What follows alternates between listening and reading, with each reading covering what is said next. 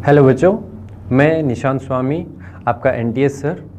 आज हम ये डिस्कस करेंगे कि जो 23 जून को रीनीट हुआ था 1563 स्टूडेंट का, वो उसके अंदर जूलॉजी के हम कुछ सॉल्यूशन देखने वाले हैं कि पेपर कहाँ से आया है, कैसा पेपर आया है। ठीक है, चलिए हम डिस्कस करते हैं। सबसे पहले हम डिस्कस करेंगे क्वेश्चन नंबर 151 क्वेश्चन है हमारा जूलॉजी का। देखिए, आपको दे रखे हैं 2 कॉलम वाले क्वेश्चन दे रखे हैं, लिस्ट 1 दे रखी है, लिस्ट 2 दे रखी है। सबसे पहले बात आती है कि ये क्वेश्चन कौन से चैप्टर का है। अगर चैप्टर की बात करें तो ये ऑर्गेनिज्म एंड पॉपुलेशन का है। ठीक है, उसमें भी पॉपुलेशन इंटरेक्शन का है। आपको एक साइड दे रखे हैं प्रेडेटर दे रखा है, म्यूचुअलिज्म दे रखा है, पैरासिटिज्म दे रखा है और सेक्सुअल डिसीट दे रखा है ना। इधर दे रखा है ऑफरिस, pisaster, female wasp and fig और प्लाज्मोडियम। हमें देखना है कि कौन प्रेडेटर है, कौन सा म्यूचुअलिज्म का एग्जाम्पल है, कौन सा पैरासिटिज्म का एग्जाम्पल है, कौन सेक्सुअल डिसीट देता है। अगर हम बात करें सबसे पहले प्रेडेटर, देखिए यहां पर अगर हम बात करें प्रेडेटर तो मोस्ट इंपॉर्टेंट जो प्रेडेटर है वो कौन है, पिजास्टर। ये पिजास्टर कहां प्रेजेंट है, पिजास्टर एक स्टारफिश है जो स्कॉटलैंड के इंटरटाइडल एरिया में देखने को मिलता है। तो ये बहुत इंपॉर्टेंट क्या है, एक प्रेडेटर है। तो प्रेडेटर की बात करें तो कौन होगा, पिजास्टर। फिर बात आता है कि म्यूचुअलिज्म किस में देखने को मिलता है। अगर म्यूचुअलिज्म की बात करें तो इंटरेक्शन क्या होगा, प्लस इंटरेक्शन होगा, यानी जो 2 स्पीसीज इंटरेक्ट करेगी तो दोनों को क्या होगा, प्रॉफिट होगा। जैसे आपने एक एग्जांपल सुना होगा फिग एंड फिग वास्प। देखिए फिग और फिग वास्प के बीच का जो म्यूचुअलिज्म का जो इंटरेक्शन है उसमें दोनों को प्रॉफिट होता है। कैसे कि फीमेल फिग वास्प क्या करती है, अपने एग है वो फिग के फ्लावर के अंदर देती है ना, और जिसकी वजह से क्या होता है, उसके लार्वा को न्यूट्रिशन भी मिलता है, एग देने के लिए जगह भी मिलती है। तो फीमेल फिग वास्प को क्या हो गया, प्रॉफिट।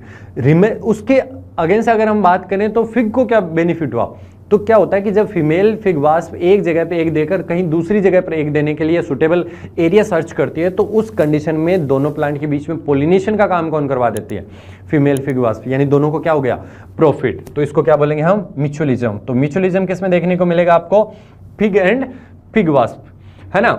नेक्स्ट, अगर पैरासिटिज्म की बात करें तो हमें पैरासिटिज्म का एग्जाम्पल क्या हो सकता है। जैसे आपको पता है कि प्लाज्मोडियम मलेरिया कोज करता है, तो प्लाज्मोडियम एक टाइप का क्या है, पैरासाइट है ना। तो पैरासाइट का एग्जांपल कौन होगा, पैरासिटिज्म का प्लाज्मोडियम। बात आती है सेक्सुअल डिसीट देने का, यानी सेक्सुअल डिसीट यानी धोखा देना। ये काम करती है ऑफरिस, एक ऑर्किड है जिसके फ्लावर का एक पेटल फीमेल बी की तरह हो जाता है एज इट इज, यानी मार्किंग में, कलर में, पैटर्न में। तो क्या होता है कि जब मेल बी उसको देखता है तो उसको एज परसीव करता है कि ये फीमेल है, तो वो उस पेटल के साथ क्या करता है, सूडो कॉपुलेशन करता है। जब सूडो कॉपुलेशन करता है तो उस टाइम क्या होता है कि उसकी बॉडी के ऊपर पोलन ग्रेन चिपक जाते हैं, है ना। तो बात आई कि पोलिनेशन करने के लिए क्या दिया जा रहा है, सेक्सुअल डिसीट, धोखा दिया जा रहा है। तो ये चीज कौन करता है, ऑफरिस। तो सेक्सुअल डिसीट किस में देखने को मिलेगा आपको, ऑफरिस के अंदर देखने को मिलेगा। तो बात आती है यहाँ पे डी का फर्स्ट। अगर डी का फर्स्ट की बात करें तो यानी 4th ऑप्शन, तो ए का क्या होगा, सेकंड, बी का कौन होगा, थर्ड, और सी का कौन होगा, 4th, और डी का फर्स्ट। आई बात समझ। तो हमारा ऑप्शन कौन सा होगा, 4th। चलिए, तो बच्चों नए क्वेश्चंस के हिसाब से देखते हैं। क्वेश्चन नंबर 152, ये क्वेश्चन है बच्चों लोकोमोशन एंड मूवमेंट का। अगेन जॉइंट्स पे क्वेश्चन आया है, बहुत इंपॉर्टेंट। हम कहते हैं हमेशा जॉइंट्स पढ़ा करें। तो देखिए यहाँ पे फटाफट से देखते हैं, joint between humerus and pectoral girdle. तो आपका ये जो ह्यूमरस है और ये पेक्टोरल गर्डल, शोल्डर जॉइंट की बात हो रही है बच्चों। और आप जानते हैं इसको आप पूरा का पूरा स्विंग कर सकते हैं ऐसे। तो ये क्यों कर पाते हैं, क्योंकि यहाँ पे कौन सा जॉइंट है, बॉल एंड सॉकेट जॉइंट। तो यहाँ क्या जाएगा बच्चों, ball and socket joint. Second दे रखा है बच्चों नी जॉइंट। आपका जो नी है, घुटना है, वहाँ का जॉइंट आप उसको एक ही डायरेक्शन में मूव कर सकते हैं जैसे हिंज को करते हैं। तो इसलिए यहाँ पे क्या हो जाएगा, ये hinge joint. Joint between Atlas and axis, आपकी जो फर्स्ट सर्वाइकल वर्टिब्री है वो एटलस, उसके बाद वाली एक्सिस, इन दोनों के बीच का जॉइंट आपको कैसा मूवमेंट दे रहा है कि एक्सिस पे कौन रखा हुआ है बेटा, ऐसे एटलस, और वो आपको ऐसे मूवमेंट शो कर रहा है, एक जगह पे रेस्ट्रिक्टेड है पर मूवमेंट हो रहा है। तो इसे क्या कहेंगे अपन, पाइवट जॉइंट। तो देखो यहाँ पे क्या आंसर जा रहा है, pivot. Joint between carpals, carpals के बीच में आपकी ये जो कार्पल्स होती हैं ये थोड़ा ग्लाइड कर सकती हैं आपस में, तो ये क्या हो जाएगा, ग्लाइडिंग जॉइंट। तो इसके अकॉर्डिंग अगर अपन आंसर देखें बच्चों, तो ए का आंसर क्या है 2। तो पहले ही ऑप्शंस में अगर देखें तो पहला ऑप्शन और फोर्थ ऑप्शन। सेकंड का आंसर देखें बच्चों अपने पास नी के साथ जा रहा है 3, तो ए के बाद जाएगा 3, तो इसलिए आंसर चल जाएगा first option. Next question, following are the steps involve in the action of BT toxin. देखिए बीटी टॉक्सिन पे फिर से एक सवाल है, action of toxin in BT cotton. BT cotton में टॉक्सिन कैसे काम करता है उसकी आपको सीक्वेंस अरेंज करनी है। यहाँ पर 5 स्टेप्स दे रखी है। पहले पढ़ लेते हैं। The inactive toxin converted into active form due to alkaline pH of gut, बिल्कुल ठीक बात है। Bacillus thuringiensis produces crystals with toxic insecticidal protein, okay. The alkaline pH solubilize the crystals, बिल्कुल ठीक है। The activated toxin binds to the surface of midgut, create pores and causes death, okay. The toxin protein exists as inactive prototoxin in bacteria। ये 5 step दिए, अब अपन को इनकी mode of action के according sequence arrange करनी है। तो सबसे पहला काम क्या होना चाहिए, सबसे पहले हमें जो रखना चाहिए, अगर हम इसको देखें तो ये तो एक्टिन की बात है, सबसे पहला आएगा बैसिलस thuringiensis प्रोड्यूसेस क्रिस्टल। तो ये पहली स्टेप होनी चाहिए कि ये बैक्टीरिया जो है टॉक्सिक इंसेक्टिसाइडल प्रोटीन के क्रिस्टल बनाता है, ठीक है। उसके बाद ये alkaline pH, activated toxin, toxin protein exist in inactive. अब पहले ये बैक्टीरिया में क्रिस्टल बना रहा, दूसरा हम ये लिखेंगे कि बैक्टीरिया में ये क्रिस्टल इनएक्टिव फॉर्म में होते हैं, ठीक है। उसके बाद अगर बात करें तो फिर इसके बाद आता है अल्कलाइन पीएच सॉल्युबलाइज क्रिस्टल, ठीक है, और inactive toxin converted into active form due to alkaline है। तो पहले तो हम लिखेंगे यहाँ पर ये कि हम ये बताएंगे कि सब क्रिस्टल जो है अल्कलाइन पीएच से सॉल्युबलाइज होता है, और फिर हम लिखेंगे ये ए वाला चौथा हो जाएगा कि inactive toxin converted into active form due to alkaline pH, इसीलिए अल्कलाइन पीएच में ही एक्टिव होगा। और उसके बाद लास्ट में आ जाएगा ये डी वाला कि ये पोर क्रिएट करके इसको मार देता है। मतलब सबसे पहला आना चाहिए बी, उसके बाद आना चाहिए ई। तो अगर हम इसको देखें तो हमारा ये दिख रहा है बी ई, उसके बाद हाँ सी है, फिर ए है और उसके बाद डी है, यानी कि हमारा आंसर होगा चौथा, ठीक है। बैसिलस thuringiensis के इस बीटी टॉक्सिन किस तरह से काम करता है, बस उसको सीक्वेंशली अरेंज करना था। तो आंसर विल बी 4।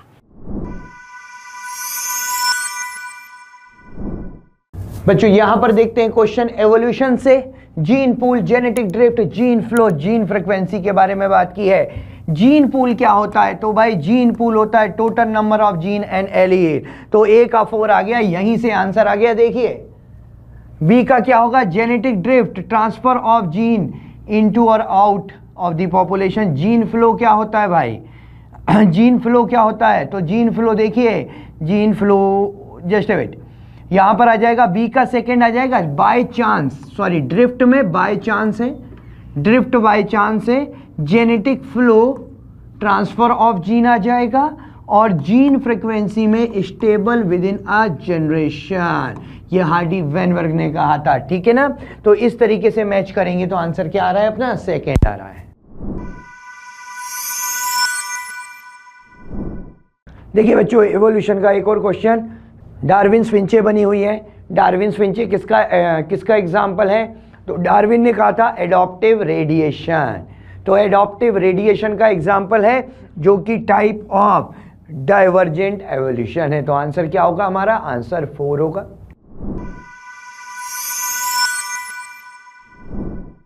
अगला जो क्वेश्चन है, a person with blood group ARH negative, इसका मतलब क्या हुआ कि इसका ब्लड ग्रुप है A negative, okay, can receive blood transfusion from which of the following type.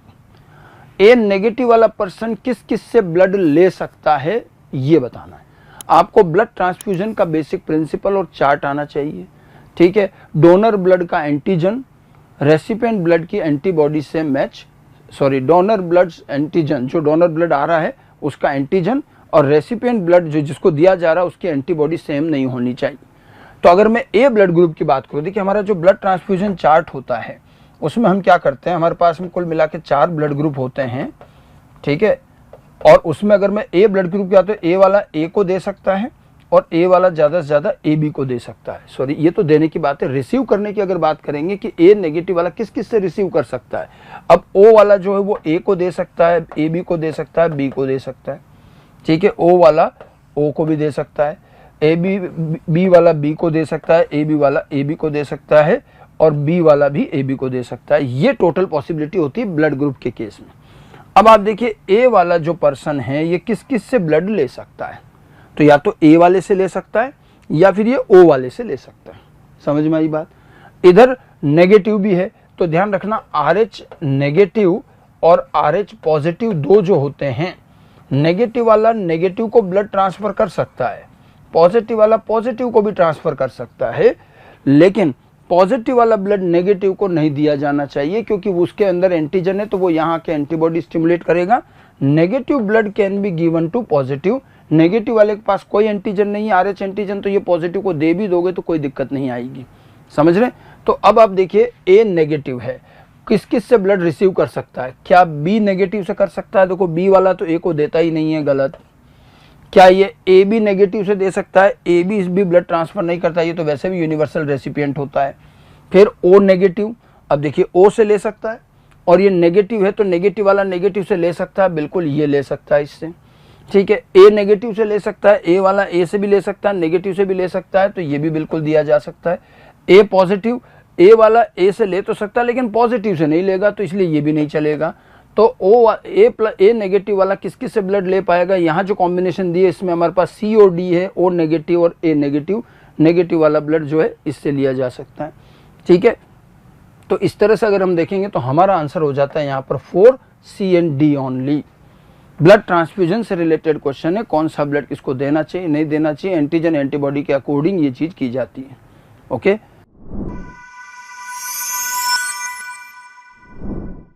Next question, enzyme that catalyse the removal of group from substrate by mechanism other than the hydrolysis.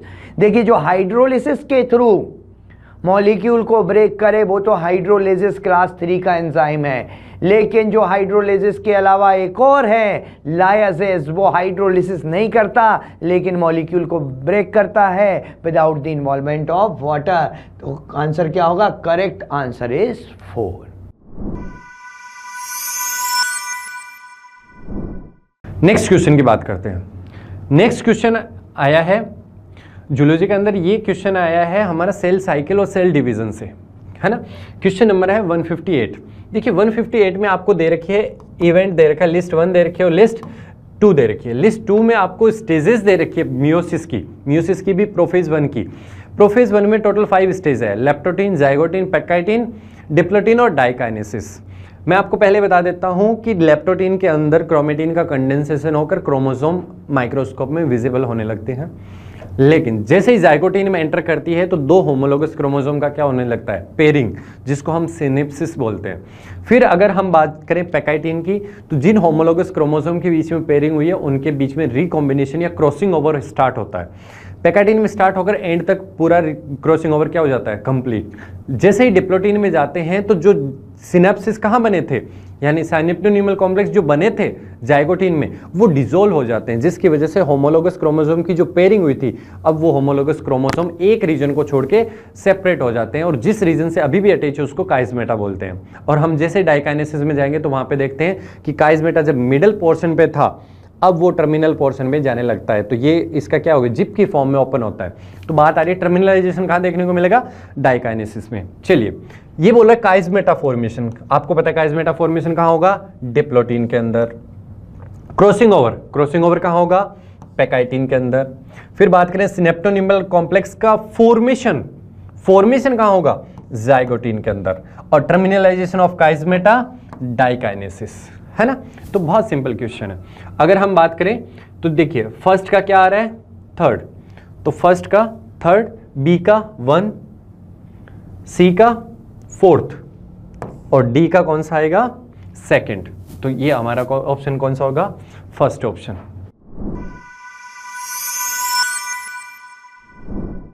चलिए बच्चों बात करते हैं next question की, biomolecule का question कह रहा है प्राइमरी स्ट्रक्चर ऑफ प्रोटीन। भाई प्राइमरी स्ट्रक्चर ऑफ प्रोटीन में पॉलीपेप्टाइड चेन आ जाएगा, सेकेंडरी स्ट्रक्चर ऑफ प्रोटीन में अल्फा हेलिक्स प्लीटेड शीट आ जाएगा, टर्शरी स्ट्रक्चर में भाई कई सारे बॉन्ड होते हैं जिसमें डाइसल्फाइड भी बन जाते हैं, क्वाटर्नरी स्ट्रक्चर में हीमोग्लोबिन आ जाएगा। तो हमारा आंसर बच्चों यहाँ पर क्या आएगा, 1।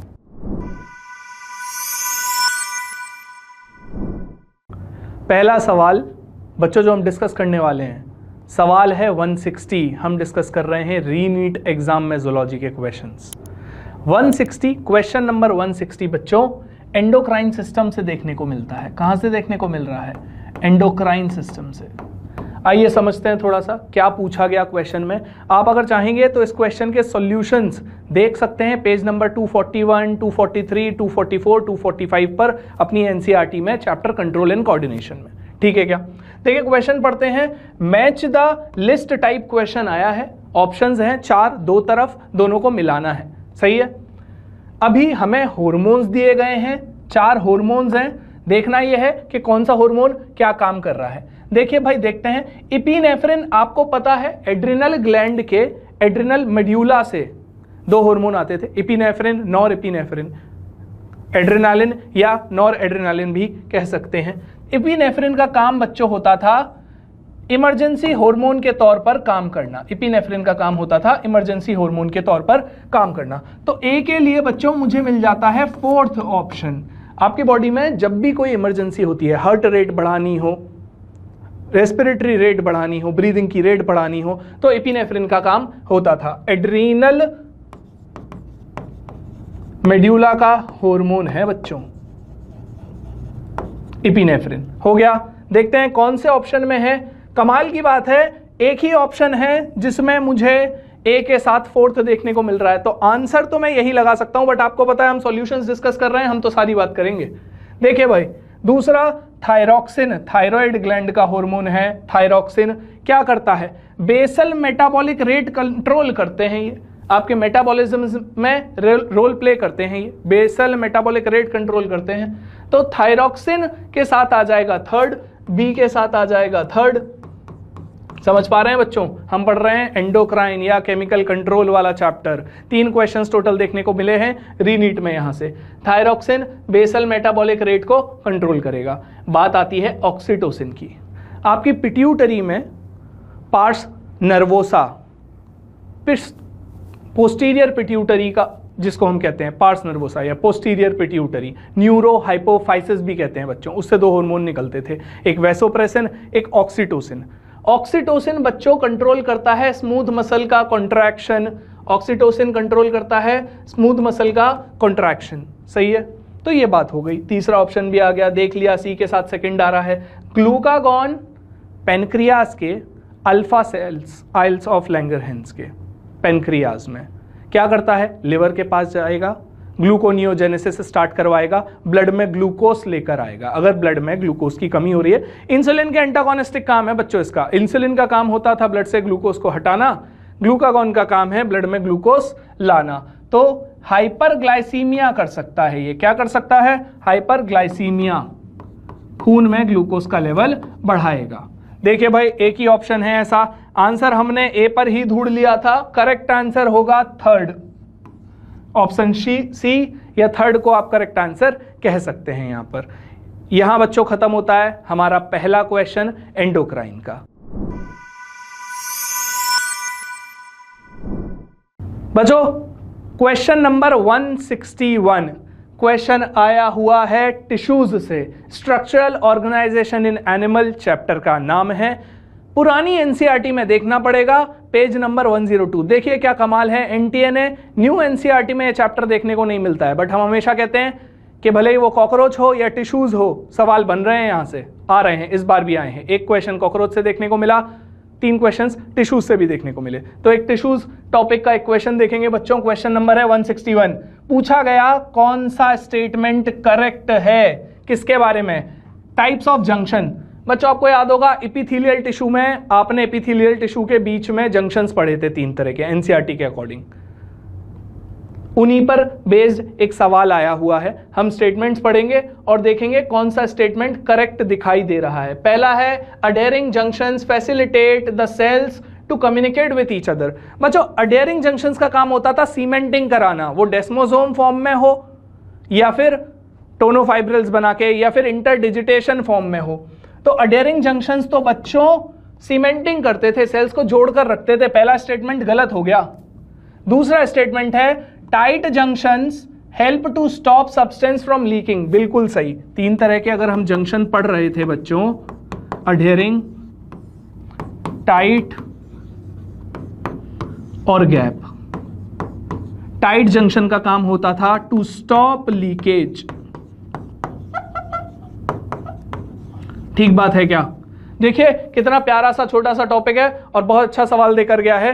टाइट जंक्शन बच्चों लीकेज रोकता था, अडहेरिंग जंक्शन सीमेंटिंग करता था।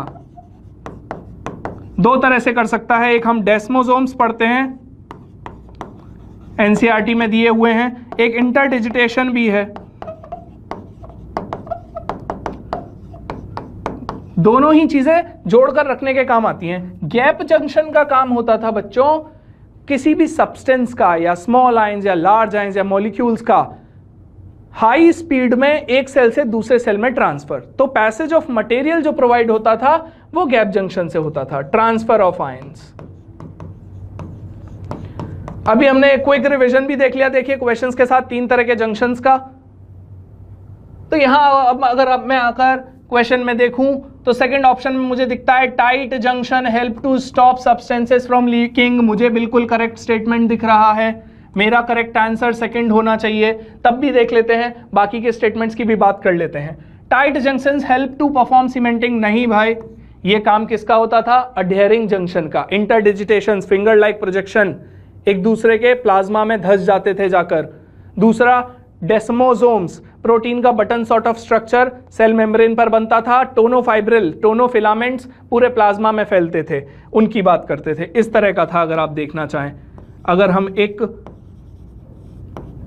डेस्मोसोम को देखना चाहें तो ये सेल और सेल बी, सेल ए और सेल बी के बीच में मुझे डेस्मोसोम मिल रहा है। अगर मैं इंटरडिजिटेशन देखना चाहूं बच्चों तो इस तरह से मुझे इंटरडिजिटेशन देखने को मिल जाता था, ठीक है।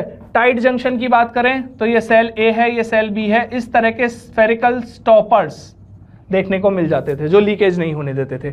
आंसर जाएगा बच्चों सेकंड, इस क्वेश्चन का आंसर हो जाएगा सेकंड। थर्ड स्टेटमेंट देख लीजिए, फोर्थ स्टेटमेंट देख लीजिए, gap junctions help to create gap between, नहीं भाई, गैप जंक्शंस का काम था transfer of large and small ions, ठीक बात है क्या? तो ये हो गया बच्चों आपका क्वेश्चन नंबर 161। क्वेश्चन आया हुआ है टिश्यूज से। अगला क्वेश्चन फिर से बायोटिक का क्वेश्चन है। Select the restriction endonuclease enzyme whose restriction site is present for the tetracycline resistant TETR gene in the PBR322 vector. PBR vector में टेट्रासाइक्लिन जीन के अंदर कौन कौन से रेस्ट्रिक्शन साइट होती है ये बताना है आपको। PBR322 का पूरा डायग्राम आना चाहिए आपको। एनसीईआरटी में इसका एक DNA का डायग्राम दिया है। इसमें एक यहाँ पर TETR जीन होता है, फिर इधर होता है AMPR जीन, 2 मार्कर जीन है इसमें, ठीक है। TETR जीन में दो यहाँ पर रेस्ट्रिक्शन साइट होती है, एक होती है BAMH1 की साइट और दूसरी यहाँ पर SEL1 की साइट होती है, ठीक है। BAMH1 और SEL1, और यही हमारा आंसर भी होना चाहिए। SEL1 और PST1, देखिए एम्पिसिलिन के अंदर PST और PVU1 enzyme and PST1 enzyme की साइट होती है एम्पिसिलिन में, तो ये नहीं होगा। PST1 PVU1 भी नहीं होगा और BAMH1 नहीं। जो हमारा सही आंसर होगा BAMH1 और SEL1। इसके लिए आपको PBR का स्ट्रक्चर आना चाहिए, कहाँ कहाँ किसकी रेस्ट्रिक्शन साइट्स हैं। Okay, answer will B 1।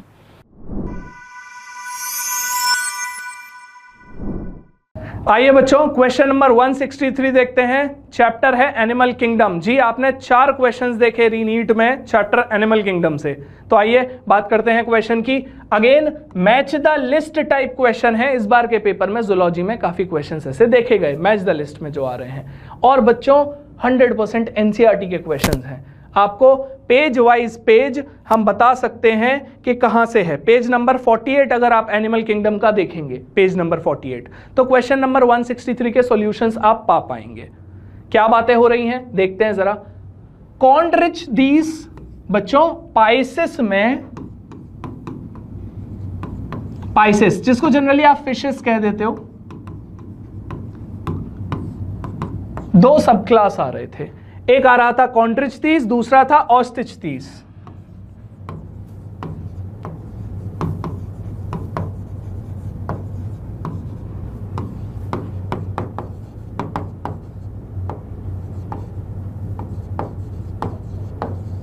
ये दो सब क्लास थे पाइसिस के अंदर बच्चों।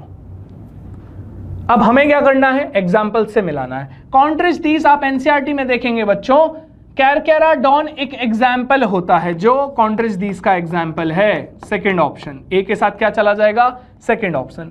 अगर मैं साइक्लोस्टोमेटा की बात करूं तो बच्चों जब वर्टिब्रेट्स को डिवाइड करते थे तो डिविजन्स होते थे, Agnatha and Gnathostomata. Jawless organism होते थे एग्नेथा, एग्नेथा में आता था मेरा साइक्लोस्टोमेटा। मिक्सीन बच्चों इसका एक एग्जाम्पल है, मिक्सीन बी के साथ मेरे पास आ जाएगा थर्ड ऑप्शन। देखते हैं ऐसा कोई ऑप्शन मुझे देखने को मिल रहा है क्या, ए के साथ सेकंड, बी के साथ थर्ड। हाँ बच्चों एक ही ऑप्शन है जो देखने को मिल रहा है, थर्ड ऑप्शन। फिर भी हम पूरा क्वेश्चन एक्सप्लेनेशन के साथ कंप्लीट करेंगे, आंसर तो हमने पहले ही निकाल लिया, ए के साथ सेकंड, बी के साथ थर्ड। सी देखते हैं, ऑस्टिच फिर से मैंने बताया पाइसिस के अंडर आता है, इसका एक एग्जाम्पल है बच्चों क्लैरियास, एनसीईआरटी पेज नंबर 48 देखने को मिलेगा आपको, क्लैरियास एग्जाम्पल है। सी के साथ बच्चों मेरे साथ आ जाएगा फर्स्ट ऑप्शन, ठीक है क्या। डी देख लेते हैं एक बार, डी एम्फीबिया, एक लिम्बलेस एम्फीबिया होता है एम्फीबियंस के एग्जाम्पल में बच्चों देखा गया, एक लिम्बलेस एम्फीबिया जिसके लिम्ब्स नहीं होंगे। इक्तियोपिस एग्जाम्पल कहलाता है, इक्तियोपिस डी में आ जाएगा इक्तियोपिस, लिम्बलेस एम्फीबिया भी कहते हैं इसको, लिम्बलेस एम्फीबिया।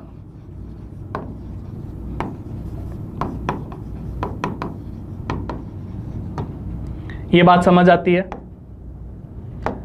देखिए पेपर देखा जाए तो ऐसा कोई डिफिकल्ट क्वेश्चन नहीं है। अगर आप एनसीईआरटी के थ्रू गए हैं और अगर आपने एग्जांपल्स देखे होंगे तो आपको इजीली ये क्वेश्चन बन जाएगा। आई एम सॉरी, इस क्वेश्चन को इस तरह के और भी क्वेश्चंस देखे गए, इसको बहुत इजीली किया जा सकता है। मुझे याद रखना था डिविजन्स, क्लासिफिकेशन, जितने भी फाइलम्स थे, जो भी क्लासेस थे, डिविजन्स थे, मुझे वो याद रखने हैं। दूसरा उसमें आने वाले एग्जाम्पल्स, और डायरेक्टली सारे एग्जाम्पल्स बच्चों एनसीईआरटी के हैं। तो करेक्ट आंसर इस क्वेश्चन का जा रहा है आंसर नंबर 3, आंसर थर्ड। यहां होती है क्वेश्चन 163 की बात।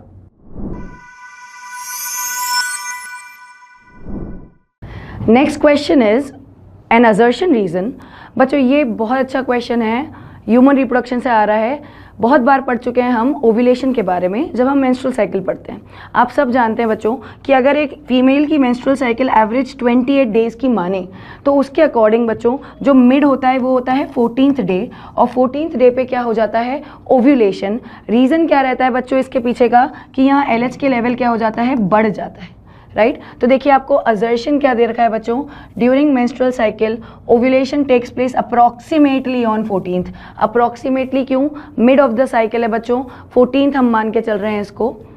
Reason rapid secretion of LH in the middle में LH का सिक्रीशन क्या हो रहा है, बढ़ रहा है, LH सर्ज आ रहा है, और उसकी वजह से कौन रप्चर हो जाता है बच्चों, ग्राफियन फॉलिकल, और ovulation occurs. Is that clear. तो बताओ क्या ये दोनों स्टेटमेंट सही हैं, सही हैं, तो A and R R both correct, तो ये दोनों में से होगा। और क्या बच्चों R इसका सही एक्सप्लेनेशन है, बिल्कुल सही है। सो the answer will be third option. Next question आपके सामने, ये कन्वर्जेंट एवोल्यूशन के बारे में बात की है। मतलब एक प्लासेंटेलियन से हमें एक मार्सुपियल को मैच करना है। भाई प्लासेंटेलियन और मार्सुपियल आपस में कन्वर्जेंट एवोल्यूशन शो करते हैं, अपन एडॉप्टिव रेडिएशन में पढ़ते हैं। तो लेमर का तो हो जाएगा स्पॉटेड कस्कस, बॉबकैट का Tasmanian tiger cat, anteater का नम्बेट, और फ्लाइंग स्क्वेरल का फ्लाइंग फैलेंजर। ये सारे प्लासेंटेलियन, ये सारे मार्सुपियल। तो करेक्ट आंसर क्या होगा, करेक्ट आंसर इज 1।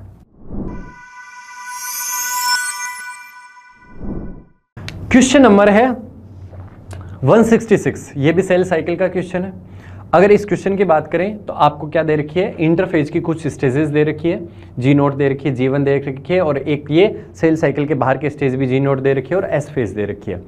आपको पता है G2 स्टेज में क्या होता है, G2 स्टेज के अंदर ट्यूबुलिन प्रोटीन का सिंथेसिस होता है, यानी प्रोटीन सिंथेसिस कहाँ होगा, G2 स्टेज में।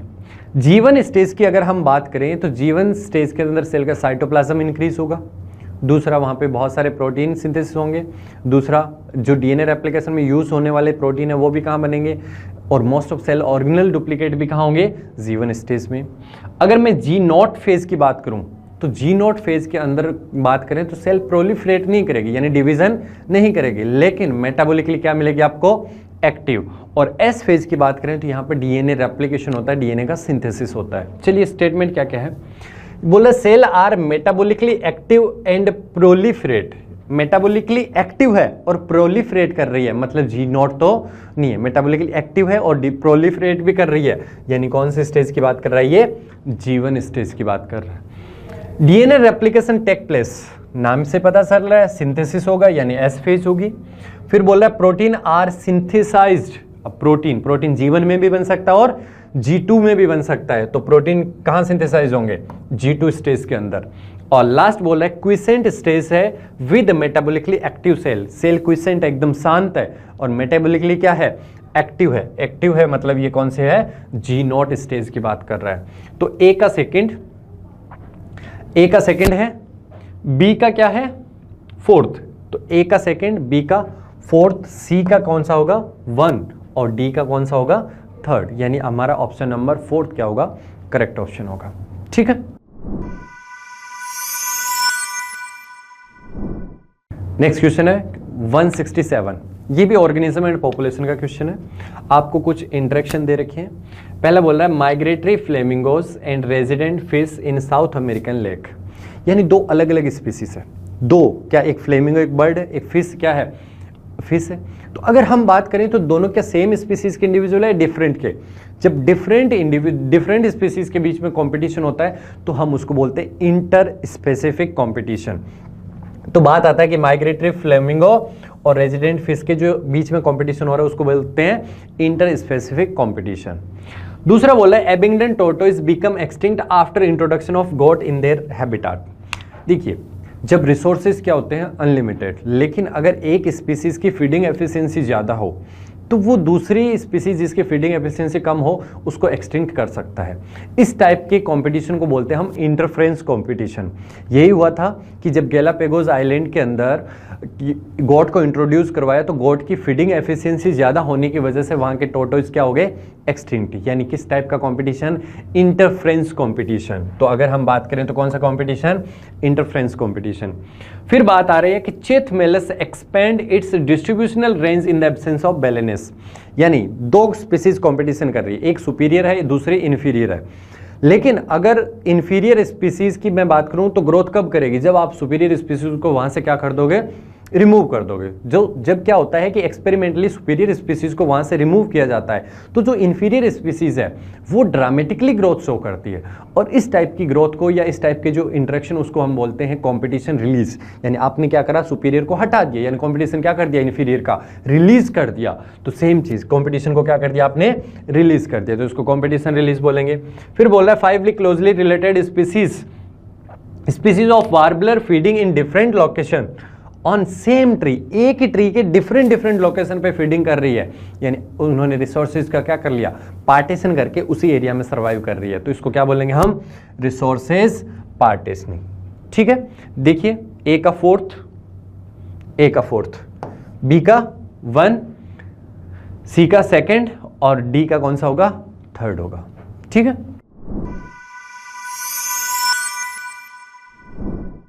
चलिए बच्चों नेक्स्ट क्वेश्चन की बात करते हैं। यहाँ अगेन आपसे मैच द फॉलोइंग पूछा गया है। आपसे कहा गया है कि डिफरेंट माइक्रोब्स और उनके प्रोडक्ट्स हैं, आपको मैच करना है किसका प्रोडक्ट कौन सा है। तो सबसे पहले बात करते हैं स्ट्रेप्टोकोकस की। तो यहाँ ये बनाता है क्लॉटबस्टर।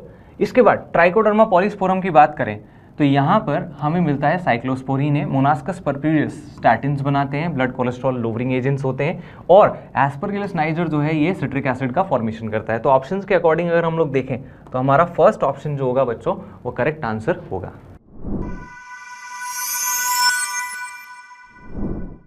Next question number 169।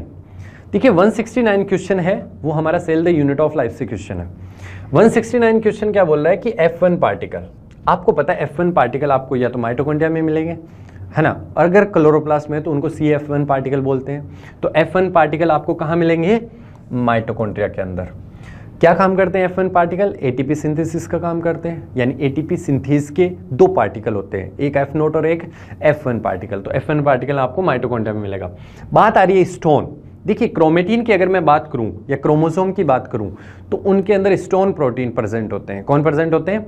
Stone protein, जो डीएनए को क्या करते हैं? रैप करते हैं। एक टाइप के बेसिक पॉजिटिवली चार्ज प्रोटीन है, ठीक है। तो ये आपको कहां देखने को मिलेंगे? स्टोन प्रोटीन क्रोमोसोम के अंदर। नेक्स्ट बात कर रहा है एक्सोनीम। देखिए सीलिया फ्लेजिला हमेशा प्लाज्मा मेम्ब्रेन से कवर्ड रहते हैं। किसकी बात कर रहा हूं मैं? Eukaryotic cilia flagella. तो यूकैरियोटिक सीलिया फ्लेजिला जब प्लाज्मा मेम्ब्रेन से कवर्ड रहते हैं, अगर इसकी प्लाज्मा मेम्ब्रेन को रिमूव कर दिया जाए, या हम क्या बोलें, सीलिया फ्लेजिला का जो कोर पार्ट है, अंदर वाला पूरा स्केलेटन है, उसको हम क्या बोलते हैं? एक्सोनीम। तो एक्सोनीम आपको कहां देखने को मिलेगा? सीलिया के अंदर। और सिस्टनी या तो किस में मिलेगी आपको? ईआर में मिलेगी, या किस में मिलेगी? गोल्जी बॉडी में। तो यहाँ पे सिस्टनी किस में मिल रही है? गोल्जी बॉडी में। तो बात आ रही है कि ए का तो क्या होगा? फोर्थ, ए का फोर्थ, बी का 1, सी का 2, ए का फोर्थ, बी का 1, सी का 2, डी का थर्ड। यानी कौन सा ऑप्शन जाएगा हमारा? सेकंड ऑप्शन हो जाएगा। Clear? Next question is reproductive health का क्वेश्चन है बच्चों, directly from your barrier methods जो हमने पढ़े हुए हैं, है ना। हमारे पास यहाँ पे कुछ बैरियर मेथड्स, कुछ कॉन्ट्रासेप्टिव मेथड्स दे रखे हैं। आईयूडीज के बारे में भी पूछा हुआ है। जब आप पढ़ते हैं रिप्रोडक्टिव हेल्थ, इसको 2 पार्ट्स में आपने पढ़ा है बच्चों, जिसमें आप एक पहला पॉइंट पढ़ते हैं कॉन्ट्रासेप्टिव्स का, उसी से ये डायरेक्ट क्वेश्चन है, मैच द फॉलोइंग है। तो यहाँ देखिए ध्यान से, कॉपर रिलीजिंग आईयूडी, वो आईयूडीज बच्चों जो कॉपर रिलीज करती हैं। तो यहाँ पे आपके पास कौन कौन सी आईयूडी होती है? Copper T, copper 7 and multiload 375। तो यहाँ पे क्या आंसर जाएगा बच्चों? Multiload 375। This is a copper releasing IUD. Then you have a non medicated IUD. The only example given in NCERT is Lippes loop. तो यहाँ आंसर क्या जाएगा बच्चों? फोर्थ जाएगा। कॉन्ट्रासेप्टिव बैरियर की बात हो रही है। अब देखो यहाँ पे कॉन्ट्रासेप्टिव बैरियर एक वर्ड ऐसा हो गया कि कॉन्ट्रासेप्टिव को हम बैरियर कहते हैं, पर इसमें ये बैरियर मेथड की बात कर रहे हैं। तो यहाँ बैरियर मेथड कौन सा दिखा रखा है बच्चों? यहाँ दिखा रखा है वॉल्ट्स, जो फीमेल यूज करती हैं। हार्मोन रिलीजिंग आईयूडी में आंसर चला जाएगा LNG-20। इसकी जगह अगर इन्होंने दिया होता प्रोजेस्टासर्ट, तो वो भी क्या हो जाता बेटा? ठीक हो जाता। बात समझ रहे हैं क्या? ठीक है। तो यहाँ पे अपने पास आंसर क्या जाना चाहिए? ए का क्या जाएगा बच्चों? 2।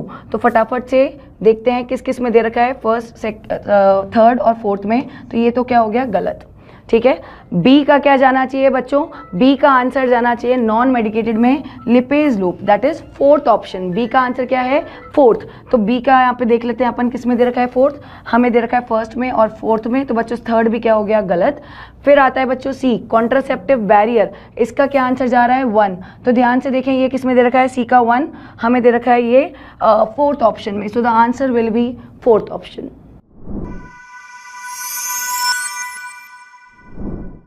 चलिए अगले क्वेश्चन की बात करते हैं। तो यहाँ स्टेटमेंट बेस्ड क्वेश्चन आपसे कहा गया antibiotics are chemicals produced by microbes that kill other microbes. बिल्कुल सही बात है sir.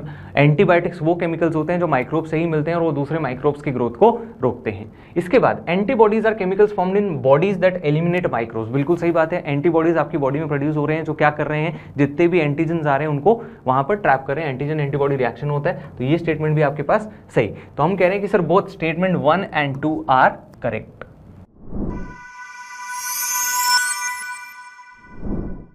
Next question, a very good question from again human reproduction.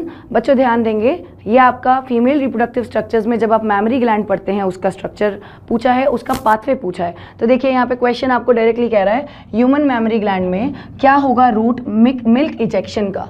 ठीक है। तो मिल्क इजेक्शन के रूट को समझने के लिए बच्चों हम जानते हैं कि जो मैमरी ग्लैंड होता है वो बहुत सारे छोटे छोटे लोब्स में डिवाइडेड होता है, 15 to 20 memory lobes. In memory lobes के अंदर बच्चों मिल्क सिक्रीट करने के लिए क्या प्रेजेंट होते हैं? एल्वियोलाई प्रेजेंट होते हैं। तो there are mammary alveoli present. इन एल्वियोलाई से बच्चों जो डक्ट निकलती है उसे आप कहते हैं मैमरी टिब्यूल। ये टिब्यूल्स बहुत सारे एक साथ मिलने के बाद बच्चों क्या बनाते हैं? They fuse and form mammary duct. ये एक जगह पे जब फूल जाते हैं, स्वेलन हो जाते हैं, तब आप इन्हें कहते हैं मैमरी एम्प्यूला।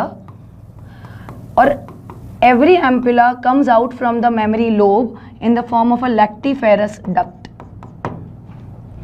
तो अगर ध्यान दें बच्चों, ट्रैवर्स करें इस पाथ को, तो सबसे पहले मिल्क कहाँ से निकलेगा बच्चों? एल्वियोलाई से। तो इसे आप बोल देंगे क्या? Memory alveolus. तो पहला जाना चाहिए सी। अब आप ऑप्शन में देखें 2 और 3 में है, तो फर्स्ट और फोर्थ ऑप्शन को क्या कर दें? गलत। मैमरी एल्वियोलस से किस में जाएगा बच्चों? टिब्यूल में जाएगा। तो डी, इसके बाद आना चाहिए बच्चों ई। मैमरी टिब्यूल के बाद जाएगा मैमरी डक्ट में, उसके बाद आना चाहिए ए। तो आंसर यहीं पे दिख रहा है मुझे, पर फिर भी देखिए आगे। इसके बाद आपके पास क्या जाएगा बेटा? Ampulla, that is D, and फिर आएगा B. So the answer will be third option. Next question, which of the following are correct about Eco R1? Eco R1 एक रेस्ट्रिक्शन एंडोन्यूक्लियस एंजाइम है, उसके लिए क्या क्या चीजें सही हैं? Cut the DNA with blunt end. Eco R1 ध्यान रखिएगा, ब्लंट एंड नहीं बनाता, ओब्लिक एंड बनाता है, ओब्लिक कट करता है, तो ये हमेशा स्टिकी एंड बनाता है। Cut the DNA with sticky and, ये सही है। ये स्ट्रेट कट करने वाला ब्लंट एंड बनाता है, इको R1 ओब्लिक कट करता है, तो ये क्या बनाएगा? Sticky and. Recognises specific palindromic sequence, बिल्कुल सही है। ये एक स्पेसिफिक सीक्वेंस रिकॉग्नाइज करता है, कौन सी? GAATTC। इसकी जो रेस्ट्रिक्शन साइट है वो है GAATTC, ये इसी रेस्ट्रिक्शन साइट पर रिकॉग्नाइज करता है। Cut the DNA between the base G and A when encounters with DNA sequence, ये रहा GAATTC, तो ये हमेशा G और A के बीच में कट करता है। तो ये तीनों बातें सही है, केवल ये पहला वाला गलत है। तो चूज द करेक्ट आंसर, तो हमारा होगा B, C and D। B, C, D हमारा ऑप्शन हो गया ये फोर्थ वाला, ये सही होगा।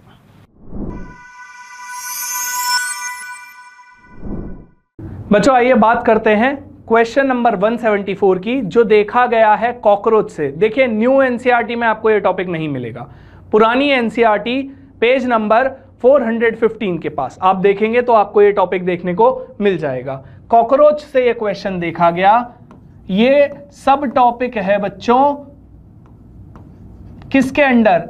स्ट्रक्चरल ऑर्गेनाइजेशंस इन एनिमल के अंदर एक सब टॉपिक देखा गया कॉकरोच, जिसका एक क्वेश्चन है। क्वेश्चन आया, which of the following is और are present in female cockroach?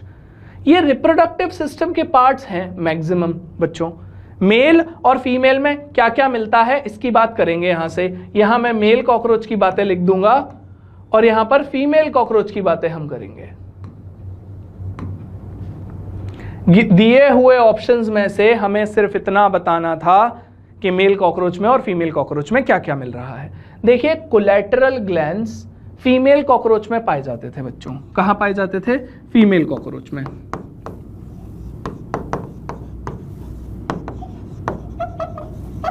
अगर आपको याद हो तो ये इस तरह के होते थे, बिल्कुल ब्रांच स्ट्रक्चर, जो ऊथिका बनाने में हेल्प करते थे, ऊथिका बनाने में हेल्प करते थे। इस तरह के ब्रांच्ड एक पेयर कोलेटरल ग्लैंड्स पाए जाते थे जो ऊथिका फॉर्म करने में हेल्प करते थे, तो फीमेल में मिल जाएंगे। अगर मैं बात करूं मशरूम ग्लैंड्स की, एनल स्टाइल की, फैलिक ग्लैंड की, बच्चों ये तीनों चीजें, मशरूम ग्लैंड, फैलिक ग्लैंड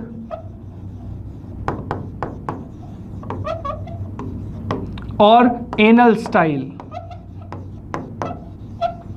ये तीनों ही चीजें मेल कॉकरोच में पाई जाती हैं। मशरूम ग्लैंड्स स्मॉल और लॉन्ग ट्यूब्यूल्स होते थे, लॉन्ग ट्यूब्यूल्स के ऊपर यूरिकोस ग्लैंड होता था, एक्सक्रीशन में भी हेल्प करता था। मशरूम ग्लैंड के स्मॉल ट्यूब्यूल्स जो स्पर्मेटोफोर जा रहा है उसके ऊपर फर्स्ट लेयर चढ़ाते थे।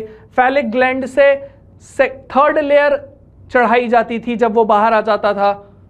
तो ये इनके काम है। एनल स्टाइल्स कॉकरोच के इंटरकोर्स या कॉइटस के दौरान, कॉपुलेशन के दौरान काम आता है, ठीक है। सेक्सुअल ऑर्गन है, एक्सटर्नल सेक्सुअल ऑर्गन है एनल स्टाइल। फीमेल्स में बात करें तो कोलेटरल ग्लैंड्स देखने को मिल रहे थे, और दूसरा स्पर्मेथीका, एक चैम्बर होता है बच्चों छोटा सा, स्पर्मेथीका। क्या काम है इसका? वो जो स्पर्मेटोफोर या स्पर्म्स का बंच आ रहा था मेल कॉकरोच, वो यहीं रखता है फीमेल्स में, स्पर्मेथीका। बाद में ऊथिका में पैक करने के लिए स्पर्मेथीका से स्पर्म्स और ओविडक्ट से ओवा आता है और फर्टिलाइज करके एग्स को पैक कर दिया जाता है ऊथिका में। ये कॉकरोच की स्टोरी थी बच्चों। स्पर्मेथीका और कोलेटरल ग्लैंड मेरे फीमेल्स में मिल जाएंगे। देख लेते हैं कौन से ऑप्शन है। ए और सी करेक्ट बताता हुआ कौन सा ऑप्शन है बच्चों? एक ही ऑप्शन दिख रहा है, ऑप्शन फोर्थ, जिसमें ए और सी करेक्ट है। करेक्ट आंसर चला जाएगा 4। यहां खत्म होता है हमारा क्वेश्चन नंबर 174।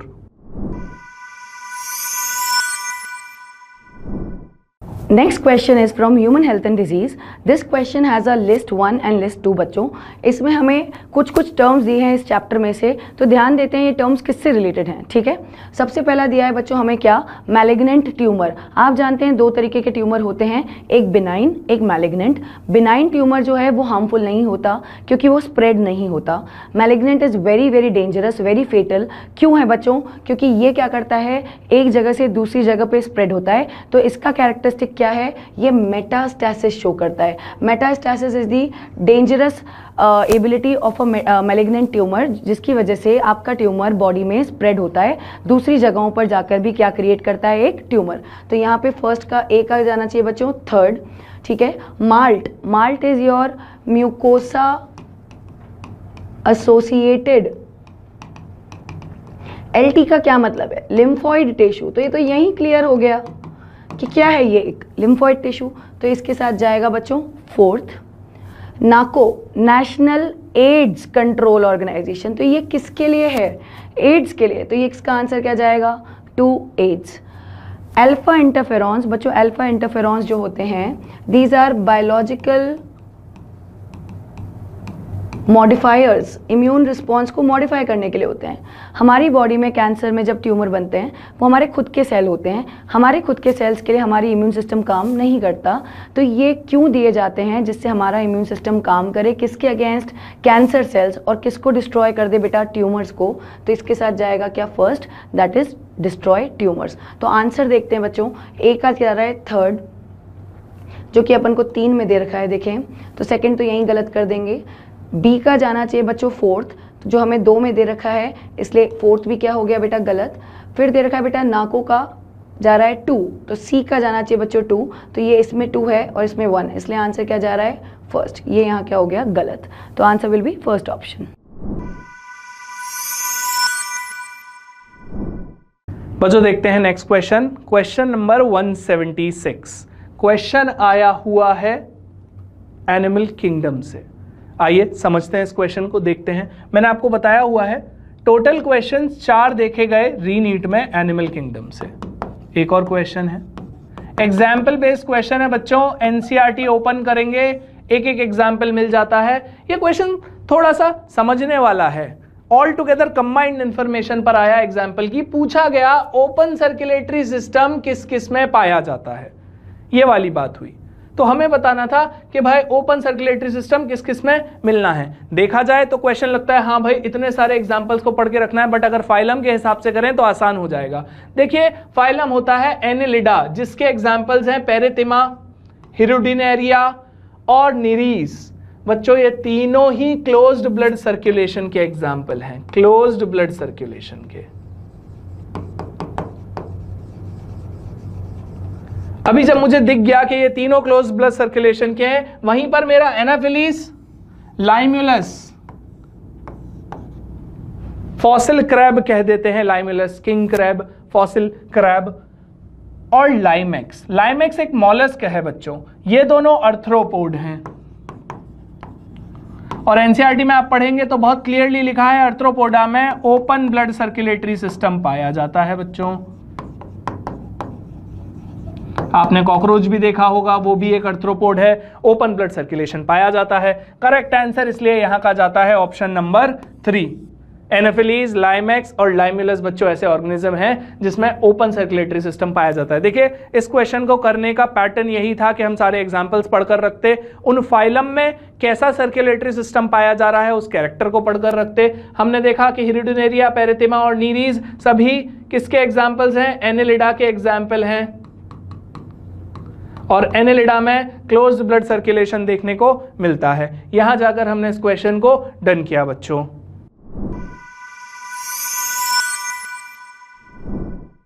आइए बच्चों देखते हैं क्वेश्चन नंबर 177। क्वेश्चन आया है स्ट्रक्चरल ऑर्गेनाइजेशन इन एनिमल, सब टॉपिक है टिश्यूज। ओल्ड एनसीईआरटी में मिल जाएगा आपको, ओल्ड एनसीईआरटी के पेज नंबर 103 पर आपको एक क्वेश्चन मिल जाएगा। कनेक्टिव टिश्यू का क्वेश्चन है बच्चों। एक क्वेश्चन पूछा गया, बोला गया कि इनमें से किसके सेल्स फाइबर सिक्रीट करते हैं, कोलेजन के और इलास्टिन के। तो कुछ टिश्यूज दिए गए, cartilage, bone, areolar tissue, adipose tissue और ब्लड। बच्चों एनसीईआरटी में एक बात बताई जाती है कि बाकी सारे कनेक्टिव टिश्यूज के फाइबर्स उन्हीं के सेल सिक्रीट करते हैं, एक ब्लड ऐसा एक्सेप्शन है जिसके फाइबर्स सिक्रीट नहीं होते हैं। ठीक है क्या? तो ये सभी कोलेजन फाइबर और इलास्टिन फाइबर सिक्रीट किए जाएंगे कार्टिलेज में, बोन में, एरियोलर टिश्यू में और एडिपोज टिश्यू में, सिर्फ एक ब्लड में नहीं होंगे। अब देख लेते हैं कौन सा ऑप्शन है ऐसा। A, B, C and E second option आ रहा है बच्चों, करेक्ट आंसर हो जाएगा सेकंड। फिर से समझें, एक लाइन बताई गई है एनसीईआरटी पेज नंबर 103 कि सभी सेल्स के फाइबर, सभी कनेक्टिव टिश्यू के फाइबर उन्हीं के सेल सिक्रीट करते हैं, बट ब्लड में ऐसा नहीं देखा जाता है। उसी बेसिस पर ये लिया गया। हमें पता है कार्टिलेज में भी फाइबर्स होते हैं, हमें पता है बोन में भी फाइबर्स देखे जाते हैं, एरियोलर टिश्यू में भी हैं, एडिपोज में भी हैं, और कोलेजन और इलास्टिन मिलते हैं। ब्लड में ऐसा नहीं है, ब्लड के फाइबर्स अलग, ब्लड में ये कोलेजन और इलास्टिन की बात नहीं होती है। तो आंसर सिर्फ डी नहीं होगा ऑप्शन में, बाकी सब सही जाएगा। यहां पर बच्चों इस क्वेश्चन का एक्सप्लेनेशन हम रखते हैं।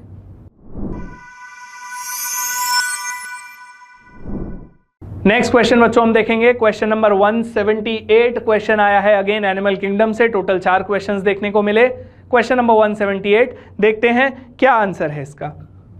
Which of the following pairs is an incorrect match? मुझे बताना है इनमें से कौन सा सही नहीं मिला है। देखिए बहुत ही इजी एग्जांपल है, बहुत ही इजी क्वेश्चन है। कैसे? कैरेक्टरिस्टिक्स जो 10 हम पढ़ते हैं, जिसके बेसिस पर फाइलम बनाए गए, उसी से क्वेश्चन दे दिया। देखिए भाई, एनेलिडा और अर्थ्रोपोडा में कहता है बायलेटरल एसिमेट्री मिल रही है, बायलेटरल एसिमेट्री। देखिए भाई, स्पॉन्जेस में एसिलोमेट्स, स्पॉन्जेस में एसिलोमेट होते हैं। स्पॉन्जेस पॉरीफर्स हैं बच्चों, पॉरीफेरा सेल्यूलर ग्रेड ऑर्गेनाइजेशन है। कैसे हैं? Cellular grade, cell aggregate. अब जो सेल एग्रीगेट है वो तो एसिलोमेट होगा ही, स्टेटमेंट करेक्ट हो जाता है। Coelenterates and ctenophores are radially symmetrical. बच्चों बात सही है, सिलेंट्रेटा और टीनोफोरा दो ऐसे फाइलम थे जिनको आप एक एक्सिस में किसी भी प्लेन में काट दो तो वो बराबर ही बढ़ते थे, रेडियल सिमेट्री दिखाते थे। बात ठीक है। प्लेटीहेल्मिन्थेस, यहां पर इसको सिमेट्री कर दीजिए बच्चों। एनालिट्स से लेकर अर्थ्रोपोड्स बायलेटरल सिमेट्री दिखाते हैं, ये स्टेटमेंट करेक्ट है। इसको एसिमेट्रिक की जगह ये सिमेट्रिक है, बायलेटरल सिमेट्री दिखाते हैं। सिलेंट्रेट्स और टीनोफोर रेडियली सिमेट्रिकल हैं, बात ठीक है। मुझे इनकरेक्ट बताना था। देखिए भाई, देखिए प्लेटीहेल्मिन्थ वो पहला फाइलम था जिसमें तीनों जर्म लेयर पाई जा रही थी।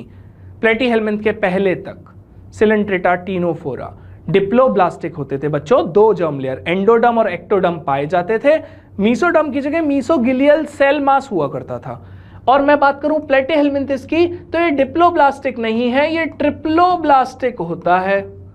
ठीक है, इसमें तीनों जर्म लेयर पाई जाती हैं, एंडोडर्म, मीजोडर्म मिडिल वाला और एक्टोडर्म, तीनों ही लेयर्स इसमें पाई जा रही हैं। तो लास्ट स्टेटमेंट जो है वो रॉन्ग हो जाता है, इसलिए करेक्ट आंसर क्या हो जाएगा? 4th। ये स्टेटमेंट रॉन्ग है। ठीक है, क्यों रॉन्ग है? क्योंकि प्लेटीहेल्मिन्थिस बच्चों ट्रिप्लोब्लास्टिक होते हैं, डिप्लोब्लास्टिक नहीं। सिलेंट्रेट्स और टीनोफोर्स रेडियल सिमेट्री दिखाते हैं, बिल्कुल ठीक बात है। इनके साथ साथ रेडियल सिमेट्री और कौन दिखा देता था? रेडियल सिमेट्री, रेडियल सिमेट्री पॉरेफर्स में साइकन और ल्यूकोसोलेनिया दिखा देते थे, है ना। चलिए आगे बढ़ेंगे। स्पॉन्जेस एसिलोमेट होते हैं, बिल्कुल ठीक बात है। एनालिट से अर्थ्रोपोड्स बायलेटरल सिमेट्री दिखा रहे हैं, बात ठीक कही गई ही है। चलिए इस बात पर हम ये क्वेश्चन खत्म करेंगे। आंसर करेक्ट है 4th। आई होप आपको समझ में आ गया होगा।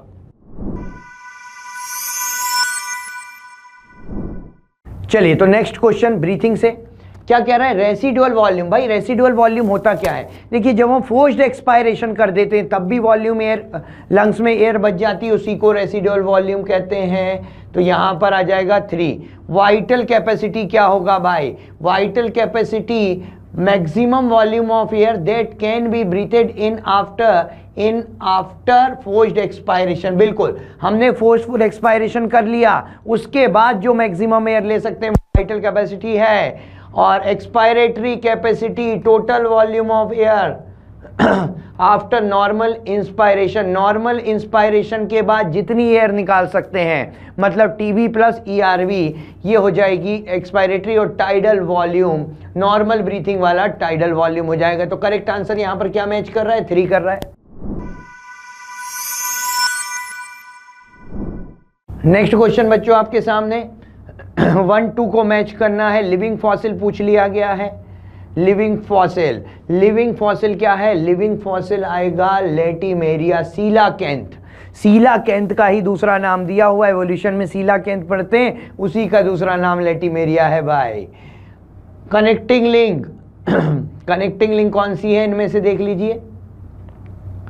एकिडिना, कनेक्टिंग लिंक एकिडिना। वेस्टिजियल ऑर्गन देखिए भाई, वेस्टिजियल ऑर्गन क्या है? Vermiform appendix. और अटाविज्म क्या है? अटाविज्म मतलब sudden appearance of ancestral character. तो डी का क्या आ जाएगा? 1 आ जाएगा। तो इस हिसाब से आंसर देख लो। आंसर क्या जा रहा है? आंसर फर्स्ट जा रहा है इसका, है ना?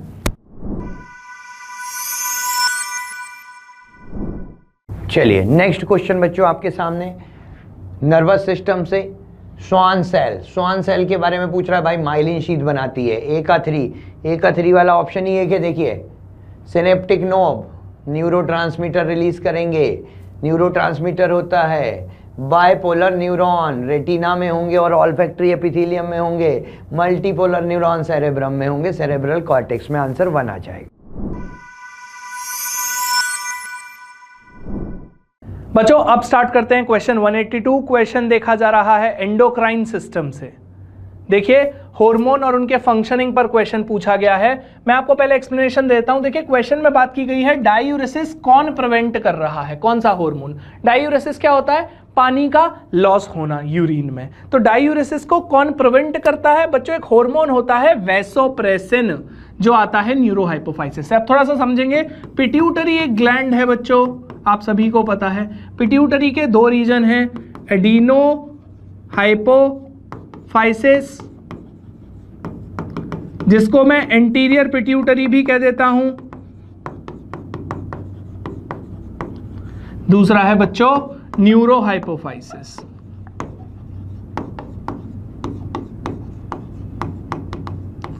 न्यूरोहाइपोफाइसिस रीजन को ही बच्चों मैं पोस्टीरियर पिट्यूटरी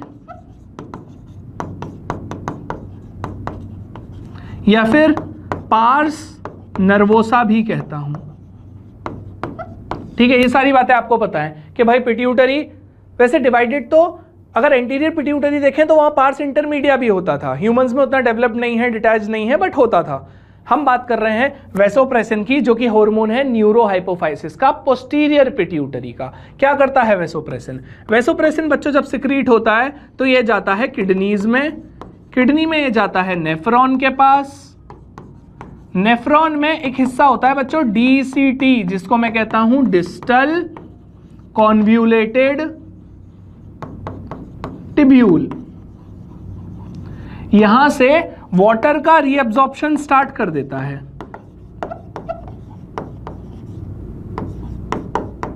शरीर में पानी को वापस रीअब्जॉर्ब करा देता है। कौन? वैसोप्रेसिन। ठीक है क्या? तो यूरिन कंसंट्रेटेड हो जाएगी, डिस्टल कन्वोल्यूटेड ट्यूब्यूल से पानी वापस बॉडी में एब्जॉर्ब कर लिया जाएगा। किसके इन्फ्लुएंस में? वैसोप्रेसिन के। तो डायूरेसिस को किसने प्रिवेंट किया? वैसोप्रेसिन ने, वाटर रिटेंशन कराकर। बच्चों याद रखेंगे आंसर है 4th एनसीईआरटी के पेज नंबर 242 पर। आप चाहें तो इसका सॉल्यूशन बहुत अच्छे से डिटेल्स में देख सकते हैं। ठीक है, यहां खत्म होता है बच्चों क्वेश्चन नंबर 182, जो कि एंडोक्राइन से देखा गया।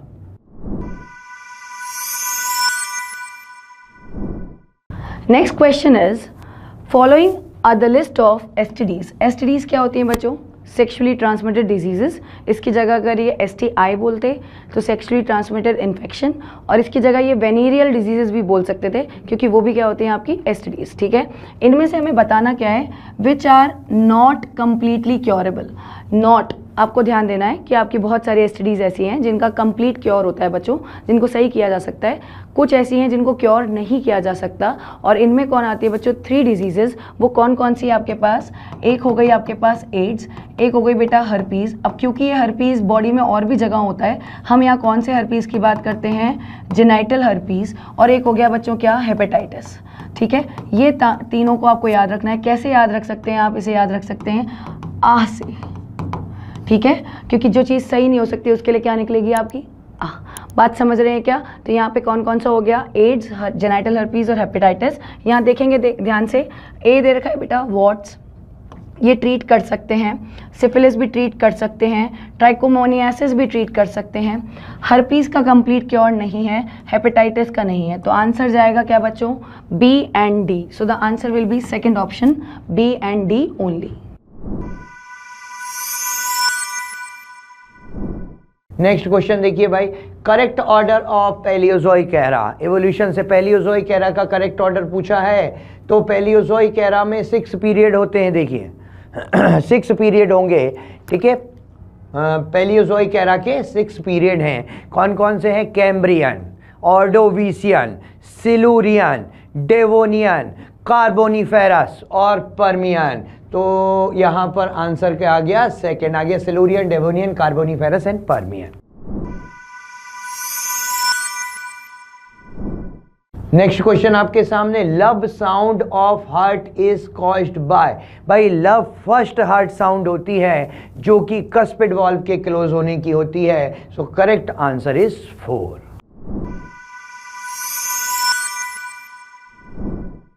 Next question is match list 1 with list 2।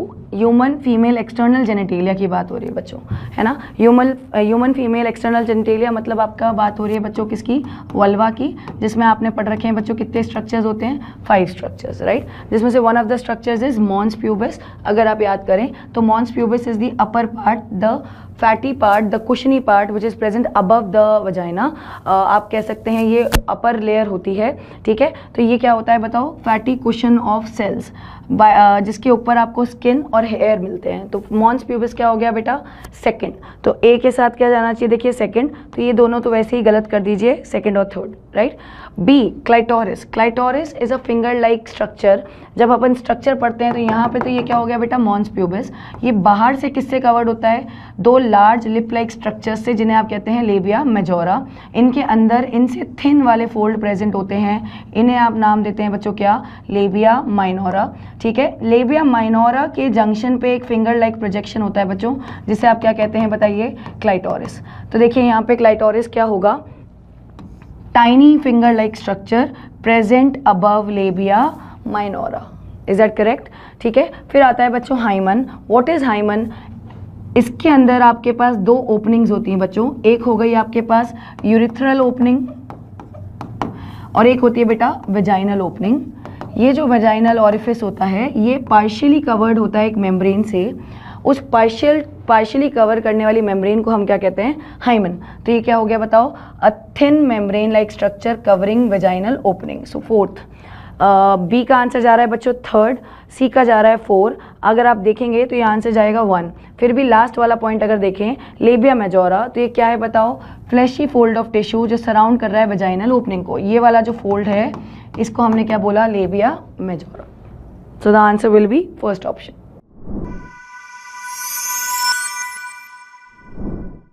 अगला क्वेश्चन एन्यूप्लॉइडी से रिलेटेड क्वेश्चन है। Aneuploidy in chromosome disorder, aneuploidy is a chromosome disorder where chromosome number is not exact copy of his haploid set. Aneuploidy मैंने अभी थोड़ी देर पहले भी कहा था, एन्यूप्लॉइडी में पूरा का पूरा सेट नहीं बढ़ता, या तो एक आध क्रोमोसोम बढ़ जाता है या एक आध कम हो जाता है। इसको हम ट्राइसोमी मोनोसोमी में डिवाइड करते हैं। समझ में आई बात। अब ये जो कहना चाह रहा है कि ये किसकी वजह से होता है।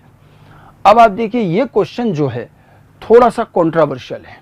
जो ऑप्शन इसमें दिए हैं, substitution, addition, deletion, translocation, inversion, ये जो 5 चीजें दी हैं, अगर आप आइडियली देखें तो इसमें तो एक भी चीज़ सही नहीं, क्योंकि एन्यूप्लॉइडी के केस में ये नहीं होता, वहाँ नॉन डिसजंक्शन होता है और उसकी वजह से कोई दो क्रोमोसोम एक तरफ चले जाते हैं तो एक तरफ एक बढ़ गया, एक तरफ एक कम हो गया।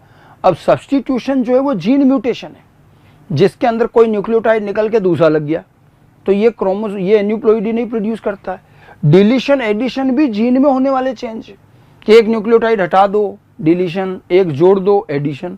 अगर आप क्रोमोसोम में भी करते हैं तो क्रोमोसोम में भी एक सेगमेंट तोड़ दो डिलीशन, जोड़ दो तो एडिशन, ठीक है। ट्रांसलोकेशन में भी यही है, क्रोमोसोम का एक सेगमेंट दूसरे पर ट्रांसफर हो जाता है, वो भी नॉन होमोलोगस के बीच में। और इन्वर्जन में क्रोमोसोम का सेगमेंट टूट के उल्टा वापस उसी पे जुड़ जाता है। तो इनमें जो म्यूटेशन दिखा रहे हैं, इस हिसाब से आइडियली तो कोई एन्यूप्लॉइडी नहीं बनती, लेकिन अगर फिर भी हम आंसर निकालना ही है मान लेते हैं, तो फिर हम इसके अंदर सिर्फ ये कह सकते हैं कि एक क्रोमोसोम इंक्रीज हो गया और एक क्रोमोसोम डिक्रीज हो गया। भाई एन्यूप्लॉइडी होता है एक क्रोमोसोम का बढ़ना और एक क्रोमोसोम का कम होना। तो एडिशन डिलीशन को अगर हम दूसरे क्रोमोसोम के एंगल से देखें, जीन के अंदर तो एक न्यूक्लियोटाइड का हटना और जुड़ना एडिशन डिलीशन आमतौर पर इसी के लिए बोला जाता है। लेकिन अगर एक क्रोमोसोम ऐड हो जाए, ठीक है, तो 2n+1 हो जाएगा, एक कम हो जाए तो 2n-1। तो इसीलिए एडिशन डिलीशन को फिर भी हम मान सकते हैं कि इससे एन्यूप्लॉइडी हो जाएगी।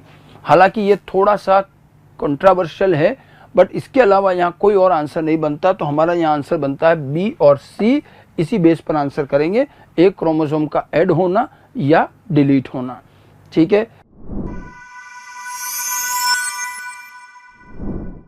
फिर से दो स्टेटमेंट है, statement 1 and 2। RNA interference takes place in all eukaryotic organism as a method of cellular defence. बिल्कुल ठीक बात है। RNA इंटरफेरेंस यूकैरियोट्स में मिलता है, सेल लेवल का एक नेचुरल डिफेंस मैकेनिज्म है, ठीक है।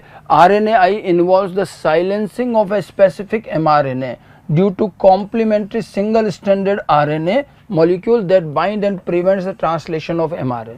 दोनों लाइन NCERT की हैं। पहली लाइन में कोई दिक्कत नहीं, स्टेटमेंट 1। स्टेटमेंट 2 में जो प्रॉब्लम है, कॉम्प्लीमेंट्री सिंगल स्ट्रैंडेड RNA नहीं है, यहां पर होता है DNA। Complementary double stranded DNA होना चाहिए। सिंगल RNA इंटरफेरेंस में किसी जीन के mRNA को उसके कॉम्प्लीमेंट्री डबल स्ट्रैंडेड DNA से डिस्ट्रॉय करते हैं। स्टेटमेंट 2 इनकरेक्ट है, 1 वाला बिल्कुल करेक्ट है। तो आंसर होगा 1 true, second is false, first answer हो जाएगा इसका।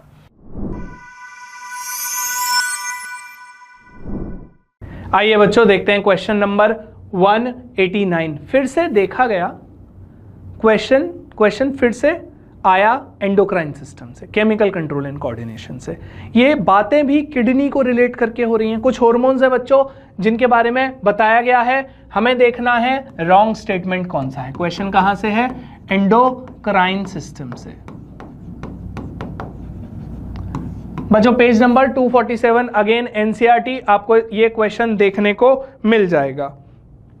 बात हो रही है स्टेटमेंट गलत बताने हैं। देखिए भाई, इरिथ्रोपोइटिन प्रोड्यूस होता है जक्स्ट्रा ग्लोमेरुलर सेल्स से किडनी के, बात सही है। इरिथ्रोपोइसिस कराता है, RBC सिंथेसिस कराता है इरिथ्रोपोइटिन, जो किडनी के जक्स्ट्रा ग्लोमेरुलर सेल्स से बनता है। बात ठीक है बच्चों, ये स्टेटमेंट करेक्ट है।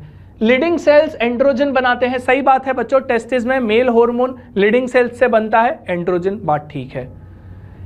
एट्रियल नेट्रीयूरेटिक फैक्टर एक पेप्टाइड हार्मोन है जो सिक्रीट हो रहा है सेमिनिफेरस ट्यूब्यूल से, यहां गड़बड़ है बच्चों। देखिए भाई, atrial natriuretic factor ANF atria की वॉल से आता था बच्चों, एट्रिया की वॉल से। हार्ट में एट्रिया की वॉल से ये सिक्रीट होता था, एट्रियल नेट्रीयूरेटिक फैक्टर, है ना। अगर बहुत ज्यादा ब्लड प्रेशर बढ़ रहा है तो वैसो डायलेशन करा देता था ये और ब्लड प्रेशर को कम ले आता था, ये उसका काम होता था। ANF हार्ट की वॉल से ये हार्मोन सिक्रीट होता है बच्चों। तो ये थर्ड स्टेटमेंट गलत हो गया।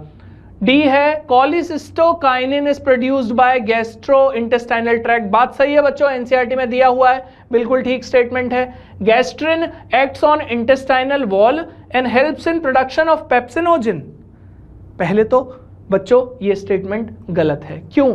गैस्ट्रिन HCl प्रोड्यूस करवाता था स्टमक में, है ना, एनसीईआरटी में काम लिखा हुआ है, गैस्ट्रिक सेल से HCl का प्रोडक्शन करवा रहा है गैस्ट्रिन, HCl प्रोडक्शन। ठीक है, ये बात समझ में आती है बच्चों। बहुत प्यारे प्यारे क्वेश्चन है, एग्जैक्टली एनसीईआरटी के एग्जाम्पल से लिए गए हैं और बहुत ज्यादा उन टॉपिक से लिए गए हैं जो ज्यादातर डिस्कस किए ही जाते हैं, है ना। तो देखिए यहां पर आंसर क्या हो जाएगा, सी और ई जहां गलत दिखेंगे, कोई ऑप्शन दिख रहा है क्या, थर्ड ऑप्शन है जहां मुझे सी और ई गलत दिख रहा है, तो थर्ड ऑप्शन बच्चों इस केस में करेक्ट आंसर हो जाएगा। मैं मान के चल रहा हूं ये वाला क्वेश्चन समझ में आता होगा। एंडोक्राइन का आपको मैंने बताया 5 स्टेटमेंट्स दिए थे, जिनमें से 3 स्टेटमेंट सही हैं, आप जाकर पेज नंबर 247 एनसीईआरटी चेक कर सकते हैं, बाकी 2 स्टेटमेंट गलत हो रहे हैं बच्चों। ठीक है क्या, तो यहां होती है बात क्वेश्चन नंबर 189 की।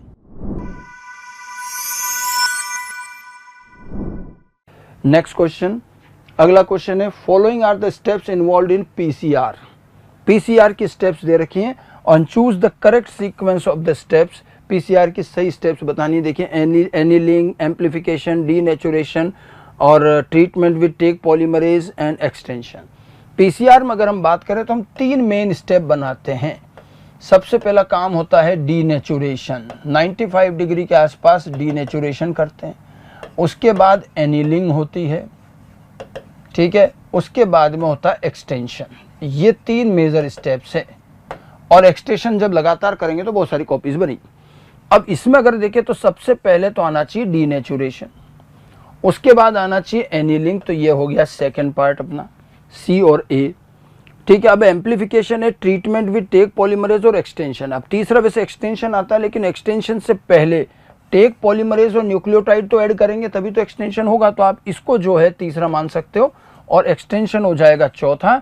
और एम्प्लीफिकेशन 1 बिलियन टाइम्स ये लास्ट में होगा, जब लगातार चलेगा तब एम्प्लीफिकेशन हो जाएगा। मतलब इसका अरेंजमेंट कैसे हो गया, सबसे पहले सी है, फिर ए है और उसके बाद में डी और ई और फिर बी, यानी कि ये रहा अपना पहला ऑप्शन। ठीक है, वही 3 स्टेप्स हैं, बस 2 स्टेप्स एडिशनल डाल दिए, वो ट्रीटमेंट विद टेक पॉलीमर, बाकी denaturation, annealing, extension. Taq polymer से ट्रीटमेंट एक्सटेंशन से पहले ही करना पड़ेगा, इसलिए हमारा आंसर हो जाएगा फर्स्ट। आइए बच्चों देखते हैं question number 191, formation of excretory products. Excretion से यह क्वेश्चन लिया गया। देखते हैं एक्सक्रीटरी सिस्टम का एक क्वेश्चन।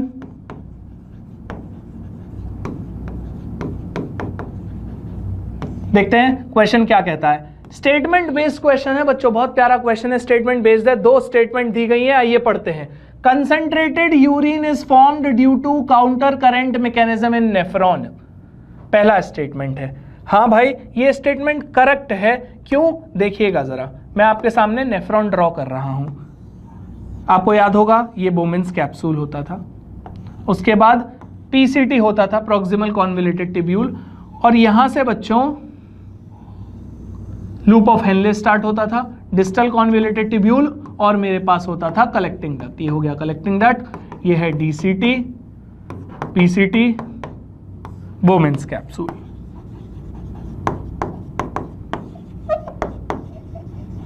ठीक है क्या, अब देखिए आपको ध्यान रखना है लूप ऑफ हेनली पर। एनसीईआरटी में पेज नंबर 210, 211 आपको इन चीजों के बारे में देखने मिल जाएगा। कलर भले ही दूसरा रख रहे हैं बच्चों, इसको कहते थे लूप ऑफ हेनली। ये क्या है, लूप ऑफ हेनली। इसके पास से बच्चों ब्लड वेसल्स निकलती हैं जिन्हें वासा रेक्टा कहते हैं, फाइनली डिवाइडेड ब्लड वेसल्स। अब क्वेश्चन क्या कह रहा है वो समझिएगा जरा। काउंटर करंट मैकेनिज्म की बात हो रही है, जो कि बिल्कुल ठीक ठीक बात है। आपको पता है फ्लो लूप ऑफ हेनली के अंदर डायरेक्शन क्या है, देखिए ये है डिसेंडिंग पार्ट और ये हो गया असेंडिंग पार्ट। ठीक है, लूप ऑफ हेनली में सबस्ट्रेट का ये फ्लो था, पहले नीचे आ रहा था descending part of loop of Henle और फिर ऊपर जा रहा था ascending part of loop of Henle. और अगर मैं वासा रेक्टा की बात करूं बच्चों, वासा रेक्टा की, तो यहां जस्ट ऑपोजिट है। यहां पर ascending part of loop of Henle के सामने वासा रेक्टा में ब्लड का फ्लो नीचे की तरफ था और descending part of loop of Henle के सामने वासा रेक्टा में ब्लड का फ्लो ऊपर की तरफ था। देखो क्रॉस करंट बन रहे हैं या नहीं। अंदर लूप ऑफ हेनले में ये डायरेक्शन है मूवमेंट की, इस तरह से मूव कर रहा है सबस्ट्रेट, और बाहर ब्लड इस डायरेक्शन में मूव कर रहा है, ऑपोजिट डायरेक्शन में। अब दो चीजें हैं, पहला तो ये वासा रेक्टा बहुत पास है लूप ऑफ हेनले के, दूसरा ऑपोजिट डायरेक्शन में मूव कर रही है। इस कारण क्या होता है, यूरिन कंसंट्रेटेड हो जाती है। कहने का मतलब है वाटर बाहर आएगा। कैसे आएगा, ascending part of loop of Henle से NaCl बाहर आता है, सॉल्ट। कौन बाहर आता है, सॉल्ट के लिए परमिएबल है, NaCl बाहर आया, और ये NaCl घुस जाता है किसमें, वासा रेक्टा में। NaCl किसके अंदर आ गया, वासा रेक्टा के। अगर आप यहां नहीं समझ पा रहे हैं तो यहां लिख देता हूं, ascending part, ascending loop of Henle से NaCl बाहर आया और ये NaCl चला गया बच्चों वासा रेक्टा में। ठीक है, वासा रेक्टा क्या है, फाइन ब्लड वेसल्स हैं लूप ऑफ हेनले के पास। अब वासा रेक्टा से जब ये, क्योंकि क्रॉस करंट है, देखिए भाई ऑपोजिट डायरेक्शन में NaCl यहां आएगा, यहां पर आकर descending part of loop of Henle पर आकर फिर से NaCl बाहर आ जाएगा। ठीक है क्या, फिर से NaCl बाहर आ जाएगा बच्चों। क्योंकि यहां बाहर NaCl ज्यादा है तो इस कारण क्या होता है कि मेरे लूप ऑफ हेनले के डिसेंडिंग पार्ट से पानी बाहर आने लगता है, वाटर यहां पर बाहर आ जाता है, H2O, descending part of loop of Henle के पास। ठीक है, पानी बाहर आने लगता है। ये वाली बात है बच्चों कि यहां पर descending part of loop of Henle से H2O बाहर आने लगेगा, पानी बाहर आने लगेगा। क्यों, क्योंकि सोडियम बाहर ज्यादा था। कहां ज्यादा था वो भी बता देते हैं। इस जगह को कहते हैं बीच की मेड्यूलरी इंटेस्टाइनम, इंटेस्टाइटम, इस जगह को कहते हैं मेड्यूलरी इंटेस्टाइटम। देखिए फिर से देखते हैं statements. Concentrated urine is formed due to counter current mechanism in nephron, correct statement है बच्चों। दूसरा, counter current mechanism helps to maintain osmotic gradient in medullary interstitium, interstitium. बिल्कुल सही बात है बच्चों, बिल्कुल सही बात है। Both statement 1 and 2 are correct, third इसका सही आंसर हो जाएगा। देखिए फिर से समझिएगा, नेफ्रॉन की बात हो रही थी, क्वेश्चन में बोला गया कि भाई कंसंट्रेटेड यूरिन क्यों बन पा रहा है, काउंटर करंट मैकेनिज्म की वजह से। हाँ सही बात है, क्यों, क्योंकि लूप ऑफ हेनले में ये डायरेक्शन है, बाहर वासा रेक्टा में ऑपोजिट डायरेक्शन है। पहला स्टेटमेंट करेक्ट है। दूसरा, काउंटर करंट मैकेनिज्म के कारण ऑस्मोटिक ग्रेडियंट बना हुआ है, बिल्कुल बना हुआ है। ऊपर 300 है, नीचे जाते जाते हैं 1200 पाया जाता है। कैसे, क्योंकि ऑपोजिट डायरेक्शन है, यहां पर असेंडिंग पार्ट में सॉल्ट बाहर आ रहे हैं और वासा रेक्टा में चले जा रहे हैं। Descending part of loop of Henle के पास, या कह दूं असेंडिंग पार्ट ऑफ वासा रेक्टा में वो सॉल्ट बाहर आ रहे हैं, इस कारण descending part of loop of Henle से पानी बाहर आ रहा है। तो ऑस्मोटिक ग्रेडियंट बना हुआ है, ऑस्मोटिक ग्रेडियंट बना हुआ है। यहां पर आंसर करेक्ट चला जाएगा, बोथ स्टेटमेंट्स आर करेक्ट। ठीक है,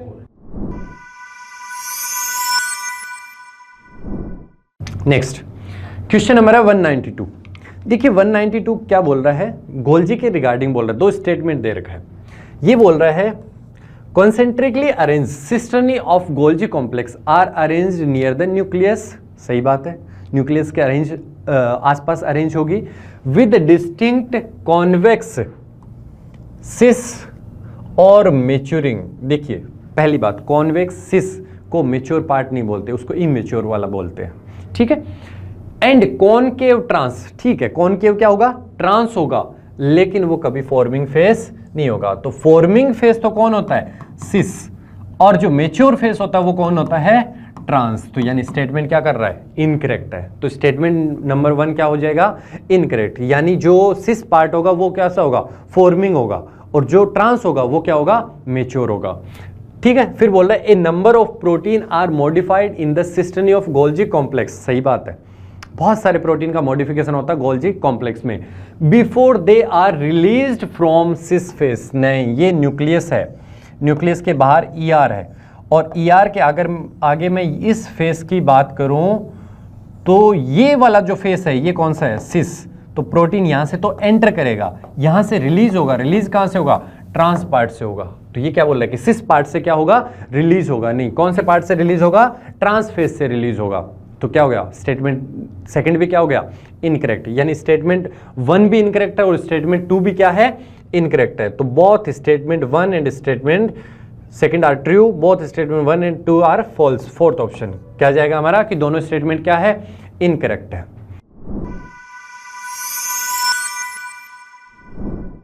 next question is again a match the following बच्चों। डायरेक्टली क्वेश्चन है आपका ह्यूमन रिप्रोडक्शन के अलग अलग पार्ट से। तो देखिए यहाँ पे ध्यान से कि सबसे पहला दे रखा है यहाँ पे बच्चों parturition. Parturition is child birth, right. तो जब चाइल्ड बर्थ होता है तो पार्ट्यूरेशन इनिशिएट कौन करवाता है बच्चों? तो जब फुली डेवलप्ड फीटस होता है वो और प्लेसेंटा ये सिग्नल भेजते हैं और उसकी वजह से क्या होता है पार्ट्यूरेशन। इसे नाम देते हैं हम क्या? Foetal ejection reflex. तो शुरू में ही देख लें ए के साथ क्या जाना चाहिए बच्चों? थर्ड, जो कि आपको दे रखा है फर्स्ट में और आपको दे रखा है फोर्थ में, right. Then the other structure is placenta. Foetus और मदर को सेपरेट करने वाला स्ट्रक्चर जो उसके लिए फंक्शनल काम करता है सब ट्रांसपोर्ट वगैरह का, वो क्या होता है बच्चों? प्लेसेंटा। तो प्लेसेंटा जो है ये बहुत सारे हार्मोन्स भी रिलीज करता है, जिनमें से एक मेजर हार्मोन है बच्चों कौन सा? HCG। तो बी का जाना चाहिए बच्चों क्या? फोर्थ, जो कि आप देखेंगे तो दोनों में फोर्थ दे रखा है। सी कोलेस्ट्रॉम। लैक्टेशन होने पे जो इनिशियल पीरियड में मिल्क निकलता है बच्चों, उस इनिशियल डेज के मिल्क को हम कोलेस्ट्रॉम कहते हैं, which is highly rich in protein and antibodies which is required for immune system of the newborn baby, right. तो इसके अंदर अपने साथ जाना चाहिए this contains several antibodies for newborn babies. तो सी का जाएगा बच्चों क्या? 1। So the answer will B first option. D बच्चों क्या है? फिमरी। ये जो आपकी फेलोपियन ट्यूब है इसका जो फनल लाइक स्ट्रक्चर है उसके आगे ये फिंगर्स लाइक प्रोजेक्शंस को हम क्या कहते हैं? फिमरी, जो एग को कलेक्ट करने में हेल्प करता है। तो collection of ovum after ovulation. So the answer is first option.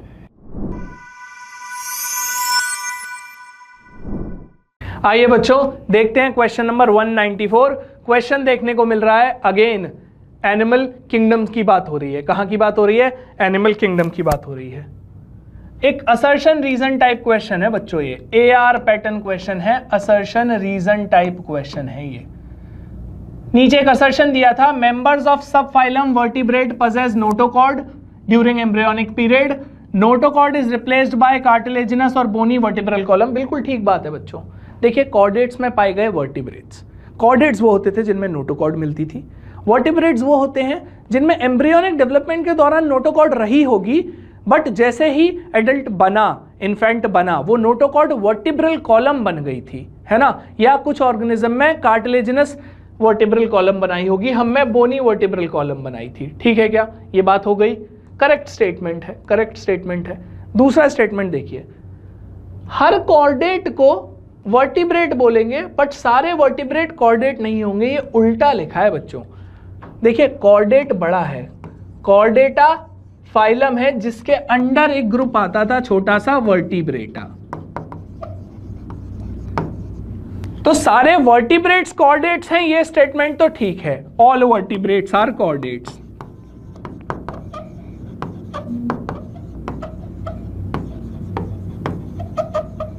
देखिए ये बात ठीक है, ऑल वर्टिब्रेट्स आर कॉर्डेट्स, ये बिल्कुल सही बात है, but all chordates are vertebrates,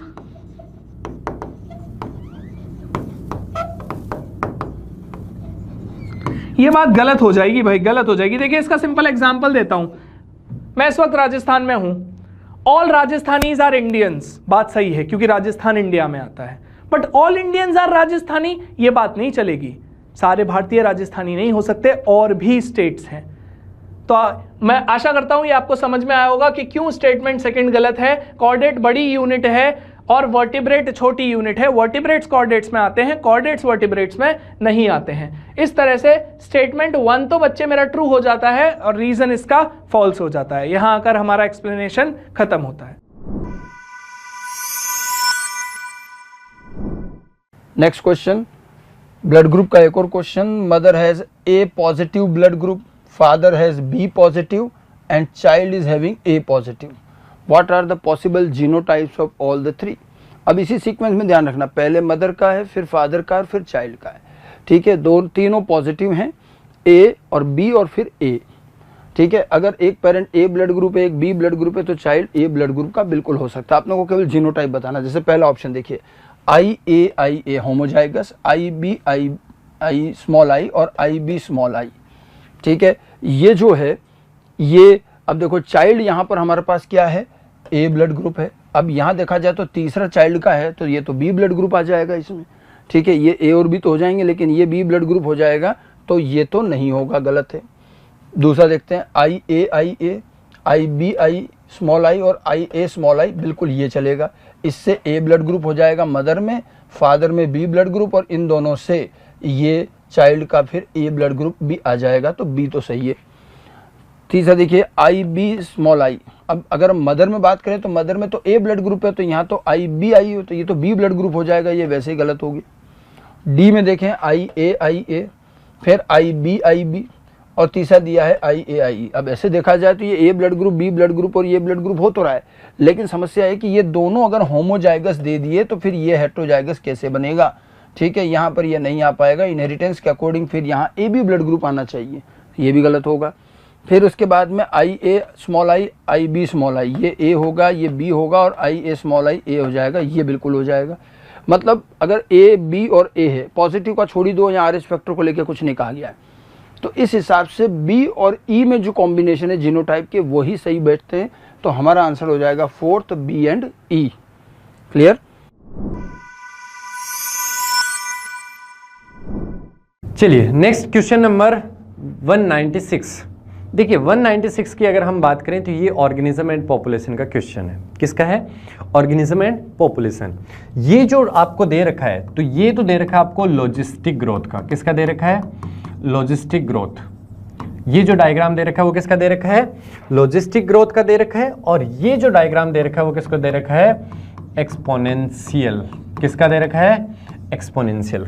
यानी दो ग्रोथ है, ए को एक्सपोनेंशियल ग्रोथ बोला है, बी को लॉजिस्टिक ग्रोथ। मैं आपको इसकी कंडीशन बता देता हूं। देखिए एक्सपोनेंशियल ग्रोथ कब होती है? जब किसी टाइप की कोई लिमिटेशन ना हो, किसी टाइप की कोई रेस्ट्रिक्शन ना हो।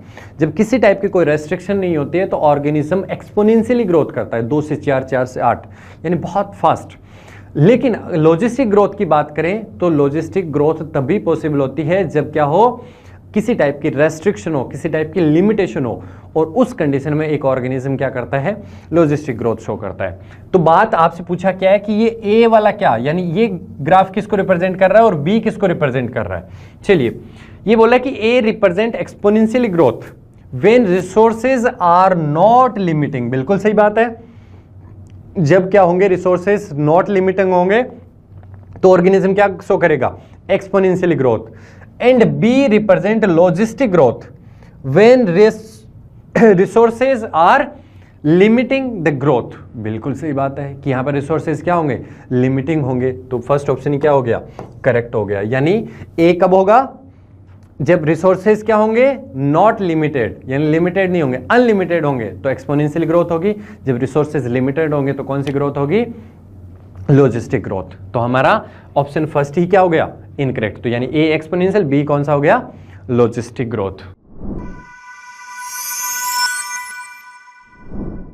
Next question is select the correct statement. बच्चों सही स्टेटमेंट निकालना है regarding mechanism of muscle contraction. अगर मसल कॉन्ट्रैक्शन की बात करें तो देखो सबसे पहले जो इम्पल्स है वो कहाँ से आएगा? सीएनएस से। सीएनएस किसके थ्रू भेजेगा? बेटा जो भी सीएनएस से आती हैं इम्पल्सेस वो मोटर न्यूरॉन्स के थ्रू आती हैं। सीएनएस के पास अगर जा रही है तो सेंसरी से जाएगी, तो ये सीएनएस सिग्नल भेजेगा मोटर न्यूरॉन के थ्रू। ये जाएगा किसके पास? मसल के पास। मसल की मेम्ब्रेन को कहते हैं बेटा सार्कोलेमा। तो यहाँ से ये मोटर न्यूरॉन रिलीज करेगा न्यूरोट्रांसमीटर। ये कहाँ रिसीव होंगे? सार्कोलेमा पे। और यहाँ ये जनरेट करेंगे बच्चों क्या? Action potential. जैसे ही एक्शन पोटेंशियल जनरेट होगा इनके अंदर रखे हुए सार्कोप्लाज्मिक रेटिकुलम में से क्या रिलीज होंगे बेटा? कैल्शियम। और कैल्शियम जब रिलीज होगा तो यहाँ के रखे हुए मायोफाइब्रिल्स जिनमें आपके पास एक्टिन और मायोसिन होते हैं। एक्टिन के ऊपर बच्चों एक प्रोटीन होता है, आप सब जानते हैं, उसका नाम है ट्रोपोनिन। कैल्शियम जाके किससे बाइंड करेगा? ट्रोपोनिन। ट्रोपोनिन जब मूव करेगा तो वो किसको अनमास्क कर देगा? एक्टिन को। यहाँ पे आपकी एक्टिन की क्या हो जाएगी बेटा? अनमास्किंग। अनमास्किंग ऑफ एक्टिन के बाद आपका एक्टिन और मायोसिन क्या करेगा बेटा? बाइंड करेगा। एक्टिन और मायोसिन के बाइंड होने के लिए आपको किसकी ज़रूरत है बच्चों? एनर्जी की। तो यहाँ पे एटीपी का क्या होगा बच्चों? हाइड्रोलिसिस। एनर्जी की रिक्वायरमेंट होती है, इसलिए एटीपी का क्या होता है? हाइड्रोलिसिस। और जैसे ही वो हाइड्रोलिसिस होगा क्रॉस ब्रिज बनेगा और इसको ये स्लाइड करवा के क्या करवाएगा? कॉन्ट्रैक्शन। बात समझ गए? तो देखिए आए देखते हैं कौन कौन से सही हैं कौन कौन से गलत हैं। हमें सही का पता लगाना है। It is initiated by a signal sent by CNS, correct. Via sensory neuron, ये गलत हो गया बच्चों, वाया मोटर न्यूरॉन। तो ये वाला ए तो क्या हो गया? गलत। Neurotransmitter generates action potential, yes neurotransmitter action potential sarcolemma पे जनरेट करते हैं, तो ये क्या हो गया बच्चों, correct, B is correct. Increase calcium level leads to, बच्चों देखो सार्कोप्लाज्मिक रेटिकुलम से कैल्शियम निकलेगा तो इसका लेवल क्या हो जाएगा, इंक्रीज, और ये किससे बाइंड करेगा जाके, ट्रोपोनिन से। Binding of calcium with troponin on actin, actin के ऊपर ट्रोपोनिन होता है उससे ये बाइंड करेगा, ये भी क्या हो गया, correct.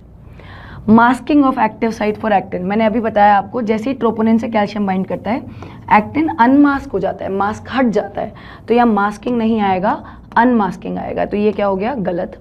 Utilising the energy from ATP hydrolysis to form cross bridge, this is correct.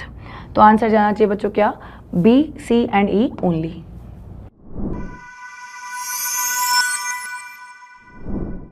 Question number 198, question आया है स्ट्रक्चरल ऑर्गेनाइजेशन इन एनिमल्स। बच्चों आपको एनसीईआरटी के पेज नंबर 102 और 101 पर इसके सॉल्यूशंस मिल जाएंगे। बहुत सिंपल क्वेश्चन है, match the following columns type question दिया गया है, ए कॉलम को बी कॉलम से मिलाना है, एपिथेलियल टिश्यू और टाइप्स ऑफ टिश्यू के एग्जाम्पल हैं और वो मिल कहाँ रहे हैं ये देखना है। देखिए बिल्कुल भी डिफिकल्ट क्वेश्चन नहीं है, अगर हमने टाइप्स ऑफ टिश्यू पढ़े हुए थे, टाइप्स ऑफ एपिथेलियल टिश्यू पढ़े हुए थे और इसके साथ हमें पता था इनके एग्जाम्पल्स ये कहाँ पाए जाते हैं, तो हम ये क्वेश्चंस बहुत इजीली कर सकते हैं। देखते हैं भाई, स्क्वैमस एपिथेलियम शरीर में कहाँ पाया जाता था, इन 4 ऑप्शंस में से देखते हैं। मुझे पता है गॉबलेट सेल्स वाला तो ग्लैंडुलर एपिथेलियम होगा, inner lining of pancreatic duct cuboidal compound epithelium रहता है, वॉल्स ऑफ ब्लड वेसल, किसी भी ब्लड वेसल की एंडोथेलियम या वॉल, इंटरनल ऑर्गन्स के इंटरनल मेम्ब्रेन, आउटरनल मेम्ब्रेन कवरिंग्स बनते थे सिंपल स्क्वैमस एपिथेलियल टिश्यू के। तो इस तरह से हमें पता है बच्चों, ए में आंसर आ जाएगा वॉल्स ऑफ ब्लड वेसल। ए के साथ मुझे थर्ड ऑप्शन मिल रहा है। सबसे पहले मैं चेक करूंगा चारों ऑप्शंस में से कितने ऐसे ऑप्शन हैं जिनमें 3 है, एक के साथ 2 ऑप्शन है बच्चों, 2, तो ये तो पता है 1 और 2 तो कभी सही आंसर नहीं हो सकते। सेकंड ऑप्शन देख लेते हैं, सीलिएटेड एपिथेलियम दिए हुए कॉलम बी में से कहां पाई जा रही है। हमें पता है सीलिएटेड एपिथेलियम कौन सी होती है, कोई भी टाइप का एपिथेलियल टिश्यू था क्यूबॉइडल और कॉलमनार, उसके ऊपर अगर सीलिया पाया जा रहा है जो मूवमेंट कराता है उसमें फंसे पार्टिकल्स का। तो आपको पता है बच्चों कि inner surface of fallopian tubes, female के ओविडक्ट्स जो ओवरी से ओवा कैप्चर करके यूटेरस तक लाते थे, वो ओवा इसी फैलोपियन ट्यूब्स के सीलिया के थ्रू अंदर मूव करता था। इस तरह मुझे पता चल गया ciliated epithelium inner surface of fallopian tube में होगा। स्क्वैमस एपिथेलियम हमने देख लिया, वॉल्स ऑफ ब्लड वेसल है। बी के साथ बच्चों मुझे मिल गया फोर्थ। देखते हैं कितने ऐसे ऑप्शन है, आंसर तो अभी आ जा रहा है, एक ही ऑप्शन है जिसमें ए के साथ थर्ड है, बी के साथ फोर्थ है, फिर भी बाकी 2 का भी देख लेंगे कि कहां से किया गया है।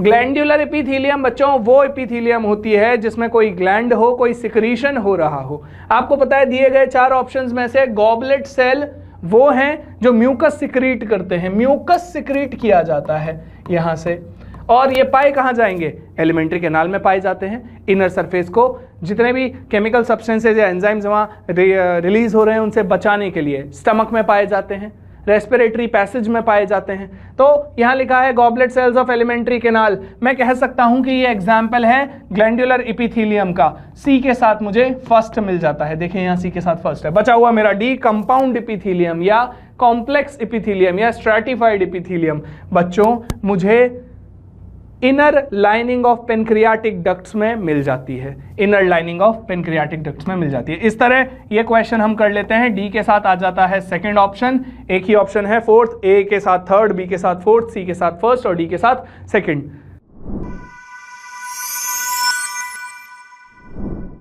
Next question is match list 1 with list 2। Very simple, यहाँ पर क्वेश्चन किससे आ रहा है बेटा, ये आ रहा है आपका ह्यूमन हेल्थ एंड डिजीज, इसके अलग अलग टॉपिक जैसे इम्यूनिटी से आ रहा है, ठीक है। तो यहाँ पे नहीं अलग नहीं, सिर्फ इम्यूनिटी से ही टॉपिक है। तो देखो अपन जब इम्यूनिटी पढ़ते हैं बच्चों तो एक बेसिक सी बात देख लेते हैं। यहाँ पे इम्यूनिटी को अपन 2 टाइप्स में कैटेगराइज करते हैं, पहले इनेट एंड अक्वायर्ड। इनेट इम्यूनिटी बच्चों आपकी बैरियर के फॉर्म्स में होती है, ये बाय बर्थ प्रेजेंट होती है। अक्वायर्ड आप लाइफ टाइम में अक्वायर करते हैं, राइट, ठीक है। तो यहाँ पे क्या आपके पास क्या बच्चों, बैरियर्स, जहाँ पे आपके पास 4 बैरियर्स हैं। कुछ आपके फिजिकल बैरियर्स हैं बच्चों, कुछ आपके फिजियोलॉजिकल बैरियर हैं, कुछ सेल्यूलर बैरियर हैं, कुछ साइटोकाइन बैरियर्स हैं।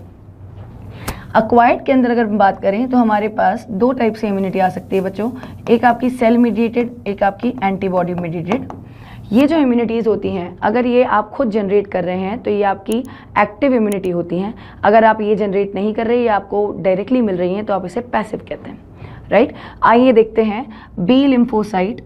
बी लिम्फोसाइट्स बच्चों वो लिम्फोसाइट्स हैं जिनका काम है एंटीबॉडीज प्रोड्यूस करना।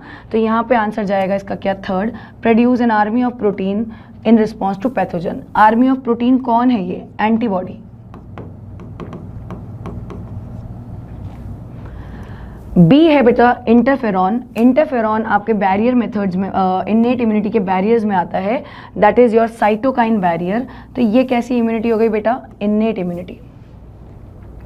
टी लिम्फोसाइट्स आपको सेल मीडिएटेड इम्यूनिटी देते हैं क्योंकि टी हेल्पर सेल और टी किलर सेल, हेल्पर जैसे ही किलर को बताएगा किल कर देगा वो जाके आपके पैथोजन को, तो ये सेल की हेल्प से क्या दे रहा है आपको? Immunity. So the answer will be cell mediated.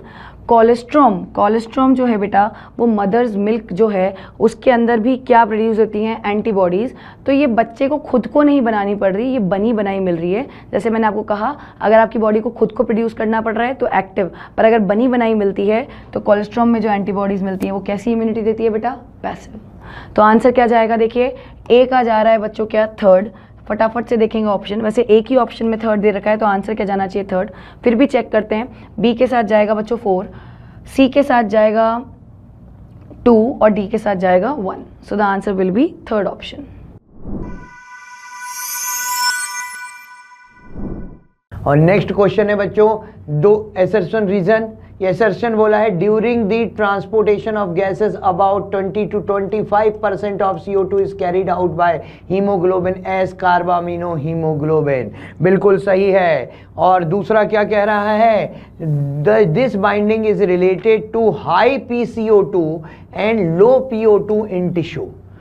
भाई क्या पहला स्टेटमेंट क्या कह रहा है कि गैसेस 20 to 25% ऑक्सीजन हीमोग्लोबिन के साथ आएगी, और ये बाइंडिंग क्यों हो रही है? क्योंकि टिश्यू में ऑक्सीजन CO2 हाई है और PO2 कम है, ऐसा कह रहा है। इसकी वजह से ये 20 to 25% है। तो मुझे तो ये करेक्ट एक्सप्लेनेशन लग रहा है। क्या? तो करेक्ट एक्सप्लेनेशन है बिल्कुल कि भाई हीमोग्लोबिन जो है वो हीमोग्लोबिन CO2 को बाइंड कर रहा है टिश्यू के लेवल पे, ऐसे समझते हैं। क्यों कर रहा है? क्योंकि टिश्यू में PCO2 ज़्यादा है और O2 कम है, इसलिए तो हीमोग्लोबिन O2 को छोड़ के CO2 से बाइंड कर रहा है। तो बात तो सही है। तो इसमें A एंड R दोनों ट्रू है and R is the correct explanation of A। Answer 3 आएगा।